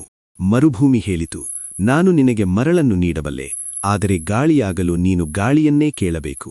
ನಂತರ ಸ್ಯಾಂಟಿಯಾಗೋ ಗಾಳಿಯೊಂದಿಗೆ ಮಾತನಾಡಿದನು. ಗಾಳಿಗೆ ತನ್ನ ಶಕ್ತಿಯ ಬಗ್ಗೆ ಅಹಂಕಾರವಿತ್ತು. ಸ್ಯಾಂಟಿಯಾಗೋ ಗಾಳಿಗೆ ಪ್ರೀತಿಯ ಬಗ್ಗೆ ವಿವರಿಸಿದನು. ಪ್ರೀತಿ ಎಂದರೆ ಎಲ್ಲವನ್ನೂ ಉತ್ತಮಗೊಳಿಸುವ ಶಕ್ತಿ. ನೀನು ನನಗೆ ಸಹಾಯ ಮಾಡಿದರೆ ಮನುಷ್ಯನು ಗಾಳಿಯಾಗಬಲ್ಲ ಎಂದು ನಾವು ಜಗತ್ತಿಗೆ ತೋರಿಸಬಹುದು. ಗಾಳಿಯ ಕುತೂಹಲ ಕೆರಳಿತು. ಅದು ಜೋರಾಗಿ ಬೀಸತೊಡಗಿತು. ಆದರೆ ತನಗೂ ಮನುಷ್ಯನನ್ನು ಗಾಳಿಯಾಗಿಸಲು ಬರುವುದಿಲ್ಲ ಎಂದು ಒಪ್ಪಿಕೊಂಡ ಗಾಳಿ, ನೀನು ಸೂರ್ಯನನ್ನು ಕೇಳು ಎಂದನು. ಸೂರ್ಯ ಮತ್ತು ರಸವಿದ್ಯೆಯ ರಹಸ್ಯ. ಸ್ಯಾಂಟಿಯಾಗೋ ಈಗ ಸೂರ್ಯನೊಂದಿಗೆ ಸಂವಾದಕ್ಕಿಳಿದನು. ಸೂರ್ಯನು ತಾನು ಭೂಮಿಯಿಂದ ದೂರವಿದ್ದರೂ ಪ್ರೀತಿಯ ಬಗ್ಗೆ ಬಲ್ಲೆ ಎಂದನು. ಆದರೆ ಸ್ಯಾಂಟಿಯಾಗೋ ಸೂರ್ಯನಿಗೆ ಒಂದು ಹೊಸ ಪಾಠ ಕಲಿಸಿದನು. ಪ್ರೀತಿ ಎಂದರೆ ಕೇವಲ ದೂರದಿಂದ ನೋಡುವುದಲ್ಲ. ಪ್ರೀತಿ ಎಂದರೆ ವಿಕಸನಗೊಳ್ಳುವುದು. ರಸವಿದ್ಯೆ ಇರುವುದೇ ಅದಕ್ಕೆ. ಸೀಸವು ಚಿನ್ನವಾಗಿ ಬದಲಾಗುವಂತೆ ನಾವು ಕೂಡ ನಮ್ಮ ಹಳೆಯ ರೂಪಕ್ಕಿಂತ ಉತ್ತಮವಾಗಿ ಬೆಳೆಯಬೇಕು. ನಾವು ಉತ್ತಮರಾದಾಗ ನಮ್ಮ ಸುತ್ತಲಿರುವ ಜಗತ್ತು ಉತ್ತಮವಾಗುತ್ತದೆ. ಸೂರ್ಯನಿಗೂ ಮನುಷ್ಯನನ್ನು ಗಾಳಿಯಾಗಿಸಲು ತಿಳಿಯಲಿಲ್ಲ. ಆಗ ಸೂರ್ಯ ಹೇಳಿದ, ಇದೆಲ್ಲವನ್ನು ಬರೆದ ಆ ಕೈಯೊಂದಿಗೆ ಮಾತನಾಡು. The hand that wrote all. ದೇವರ ಆತ್ಮ ಮತ್ತು ಪವಾಡ. ಗಾಳಿ ಈಗ ಎಷ್ಟು ಜೋರಾಗಿ ಬೀಸುತ್ತಿತ್ತು ಎಂದರೆ ಸೇನಾ ಬೆರುಗುಗಳು ಹಾರಿಹೋಗುತ್ತಿದ್ದವು. ಮರಳು ಸೂರ್ಯನನ್ನೇ ಮರೆಮಾಚಿತು. ಸ್ಯಾಂಟಿಯಾಗೋ ಮೌನವಾಗಿ ಆ ವಿಶ್ವದ ಸೃಷ್ಟಿಕರ್ತನತ್ತ ತನ್ನ ಮನಸ್ಸನ್ನು ಹರಿಸಿದನು. ಆ ಮೌನದಲ್ಲಿ ಅವನಿಗೆ ಅರ್ಥವಾಯಿತು, ವಿಶ್ವದ ಆತ್ಮವು ದೇವರ ಆತ್ಮದ ಒಂದು ಭಾಗ ಮತ್ತು ಆ ದೇವರ ಆತ್ಮವು ಅವನ ಸ್ವಂತ ಆತ್ಮದ ಒಂದು ಭಾಗವೂ ಆಗಿದೆ. ಆತ ಯಾವುದೇ ಪದಗಳಿಲ್ಲದ ಪ್ರಾರ್ಥನೆಯನ್ನು ಮಾಡಿದನು. ಆ ಕ್ಷಣದಲ್ಲಿ ಆತ ಸೃಷ್ಟಿಯ ರಹಸ್ಯವನ್ನು ಅರ್ಥಮಾಡಿಕೊಂಡನು. ಕೇವಲ ಆ ಕೈ ಮಾತ್ರ ಪವಾಡಗಳನ್ನು ಮಾಡಬಲ್ಲದು ಮತ್ತು ಮನುಷ್ಯನನ್ನು ಗಾಳಿಯಾಗಿ ಪರಿವರ್ತಿಸಬಲ್ಲದು ಎಂದು ಅವನಿಗೆ ಮನವರಿಕೆಯಾಯಿತು. ಸ್ಯಾಂಟಿಯಾಗೋ ಗಾಳಿಯಾದ ಕ್ಷಣ ಮರಳಿನ ಬಿರುಗಾಡಿ ಸಿಮುಮ್ ನಿಂತಾಗ ಸೈನಿಕರು ಬೆರಗಾಗಿ ನೋಡಿದರು. ಸ್ಯಾಂಟಿಯಾಗೋ ಮೊದಲು ನಿಂತಿದ್ದ ಜಾಗದಲ್ಲಿಲ್ಲಲಿಲ್ಲ. ಬದಲಾಗಿ ಶಿಬಿರದ ಇನ್ನೊಂದು ತುದಿಯಲ್ಲಿದ್ದ ಕಾವಲುಗಾರನ ಪಕ್ಕದಲ್ಲಿ ನಿಂತಿದ್ದನು. ಅರಬ್ಬರು ಭಯ ಮತ್ತು ಭಕ್ತಿಯಿಂದ ನಡುಗಿದರು. ಆತ ನಿಜಕ್ಕೂ ಗಾಳಿಯಾಗಿ ಮರೆಯಾಗಿ ಮರಳಿ ಬಂದಿದ್ದನು. ಅಲ್ಕೆಮಿಸ್ಟ್ ಹಸನ್ಮುಖಿಯಾಗಿದ್ದನು. ಯಾಕೆಂದರೆ ಅವನಿಗೊಬ್ಬ ಸಮರ್ಥ ಶಿಷ್ಯ ಸಿಕ್ಕಿದ್ದನು. ಸೇನಾ ನಾಯಕನಿಗೆ ದೇವರ ಮಹಿಮೆಯ ದರ್ಶನವಾಗಿತ್ತು. ಮರುದಿನ ಸೇನಾನಾಯಕನು ಗೌರವಪೂರ್ವಕವಾಗಿ ಅವರಿಬ್ಬರಿಗೂ ಬೀಡ್ಗೊಳಗೊಡಿದನು ಮತ್ತು ಮರುಭೂಮಿಯಲ್ಲಿ ಅವರಿಗೆ ರಕ್ಷಣೆ ನೀಡಲು ತನ್ನ ಸೈನಿಕರನ್ನು ಕಳುಹಿಸಿಕೊಟ್ಟನು. ರಸವಿದ್ಯೆಯ ಪವಾಡ ಮತ್ತು ಅಲ್ಕೆಮಿಸ್ಟ್ ನೀಡಿದ ಉಡುಗೊರೆ. ಸ್ಯಾಂಟಿಯಾಗೋ ಮತ್ತು ಅಲ್ಕೆಮಿಸ್ಟ್ ಒಂದು ಕಾಪ್ಟಿಕ್ ಮಠವನ್ನು ತಲುಪಿದರು. ಅಲ್ಲಿ ಅಲ್ಕೆಮಿಸ್ಟ್ ಮಠದ ಅಡುಗೆ ಮನೆಯಲ್ಲಿ ಸೀಸವನ್ನು ಕರಗಿಸಿ ತನ್ನ ಬಳಿಯಿದ್ದ ಸ್ಪರ್ಶಮಣಿಯ ಒಂದು ಸಣ್ಣ ಕಣವನ್ನು ಅದಕ್ಕೆ ಬೆರೆಸಿ ಅದನ್ನು ಶುದ್ಧ ಚಿನ್ನವಾಗಿ ಬದಲಾಯಿಸಿದನು. ಆ ಚಿನ್ನದ ಬಿಲ್ಲೆಯನ್ನು ಆತ 4 ಭಾಗಗಳಾಗಿ ಮಾಡಿದನು. ಒಂದು ಭಾಗ ಮಠದ ಸನ್ಯಾಸಿಗೆ, ಅವನ ಉದಾರತೆಗಾಗಿ. 2ನೇ ಭಾಗ ಸ್ಯಾಂಟಿಯಾಗೋಗೆ, ಸೇನಾ ನಾಯಕನಿಗೆ ಆತ ನೀಡಿದ್ದ ಹಣದ ಬದಲಾಗಿ. 3ನೇ ಭಾಗ ಅಲ್ಕೆಮಿಸ್ಟ್ ತನಗೋಸ್ಕರ ಇಟ್ಟುಕೊಂಡನು. 4ನೇ ಭಾಗವನ್ನು ಸನ್ಯಾಸಿಗೆ ನೀಡಿ, ಒಂದು ವೇಳೆ ಈ ಹುಡುಗನಿಗೆ ಮತ್ತೆ ಹಣದ ಅಗತ್ಯವಿದ್ದರೆ ಇದನ್ನು ಅವನಿಗೆ ನೀಡಿ ಎಂದನು. ಸ್ಯಾಂಟಿಯಾಗೋ ಕೇಳಿದನು, ನಾನು ಈ ವಿದ್ಯೆಯನ್ನು ಕಲಿಯುವೆನೆ? ಅದಕ್ಕೆ ಅಲ್ಕೆಮಿಸ್ಟ್ ಹೇಳಿದ, ಇದು ನನ್ನ ಜೀವನೋದ್ದೇಶವಾಗಿತ್ತು, ನಿನ್ನದಲ್ಲ. ಬದುಕು ಸಾಧ್ಯವಿದೆ ಎಂದು ತೋರಿಸಲು ನಾನು ಇದನ್ನು ಮಾಡಿದೆ. ರೋಮನ್ ಸೈನಿಕನ ಕಥೆ. ಹೊರಡುವ ಮುನ್ನ ಅಲ್ಕೆಮಿಸ್ಟ್ ಸ್ಯಾಂಟಿಯಾಗೋಗೆ ಒಬ್ಬ ತಂದೆ ಮತ್ತು ಅವನ 2 ಮಕ್ಕಳ ಕಥೆಯನ್ನು ಹೇಳಿದನು. ಒಬ್ಬ ಮಗ ಕವಿ, ಇನ್ನೊಬ್ಬ ಸೈನಿಕ. ಆ ತಂದೆಗೆ ತನ್ನ ಕವಿ ಮಗನ ಪದ್ಯಗಳು ಜಗತ್ತಿನಾದ್ಯಂತ ಪ್ರಖ್ಯಾತವಾಗುತ್ತವೆ ಎಂಬ ನಂಬಿಕೆಯಿತ್ತು. ಆದರೆ ಅವರು ಸತ್ತ ಮೇಲೆ ದೇವದೂತನು ತೋರಿಸಿದ್ದು ಬೇರೆಯೇ ಸತ್ಯವನ್ನು. ಕವಿಮಗನ ಪದ್ಯಗಳು ಕಾಲಕ್ರಮೇಣ ಮರೆತು ಹೋಗಿದ್ದವು. ಆದರೆ ಸೈನಿಕ ಮಗನು ಯೇಸು ಕ್ರಿಸ್ತನನ್ನು ಭೇಟಿಯಾದಾಗ ಆಡಿದ ಮಾತುಗಳು ಅಮರವಾಗಿದ್ದವು. ಕರ್ತನೆ, ನೀನು ನನ್ನ ಮನೆಗೆ ಬರಲು ನಾನು ಅರ್ಹನಲ್ಲ. ನೀನು ಒಂದು ಮಾತು ಹೇಳಿದರೆ ಸಾಕು, ನನ್ನ ಸೇವಕ ಗುಣಮುಖನಾಗುತ್ತಾನೆ. ಇದರ ಸಾರಾಂಶವೇನೆಂದರೆ, ಜಗತ್ತಿನ ಇತಿಹಾಸದಲ್ಲಿ ಪ್ರತಿಯೊಬ್ಬ ವ್ಯಕ್ತಿಯೂ ಒಂದು ಮುಖ್ಯ ಪಾತ್ರ ವಹಿಸುತ್ತಾನೆ, ಆದರೆ ಅದು ಅವನಿಗೆ ತಿಳಿದಿರುವುದಿಲ್ಲ. ಪಿರಮಿಡ್ಗಳ ದರ್ಶನ ಮತ್ತು ಕಣ್ಣೀರಿನ ಶಕುನ. ಅಲ್ಕೆಮಿಸ್ಟ್ನಿಂದ ಬೀಳ್ಕೊಂಡು ಸ್ಯಾಂಟಿಯಾಗೋ ಒಬ್ಬನೇ ಪಿರಮಿಡ್ಗಳತ್ತ ಪ್ರಯಾಣ ಬೆಳೆಸಿದನು.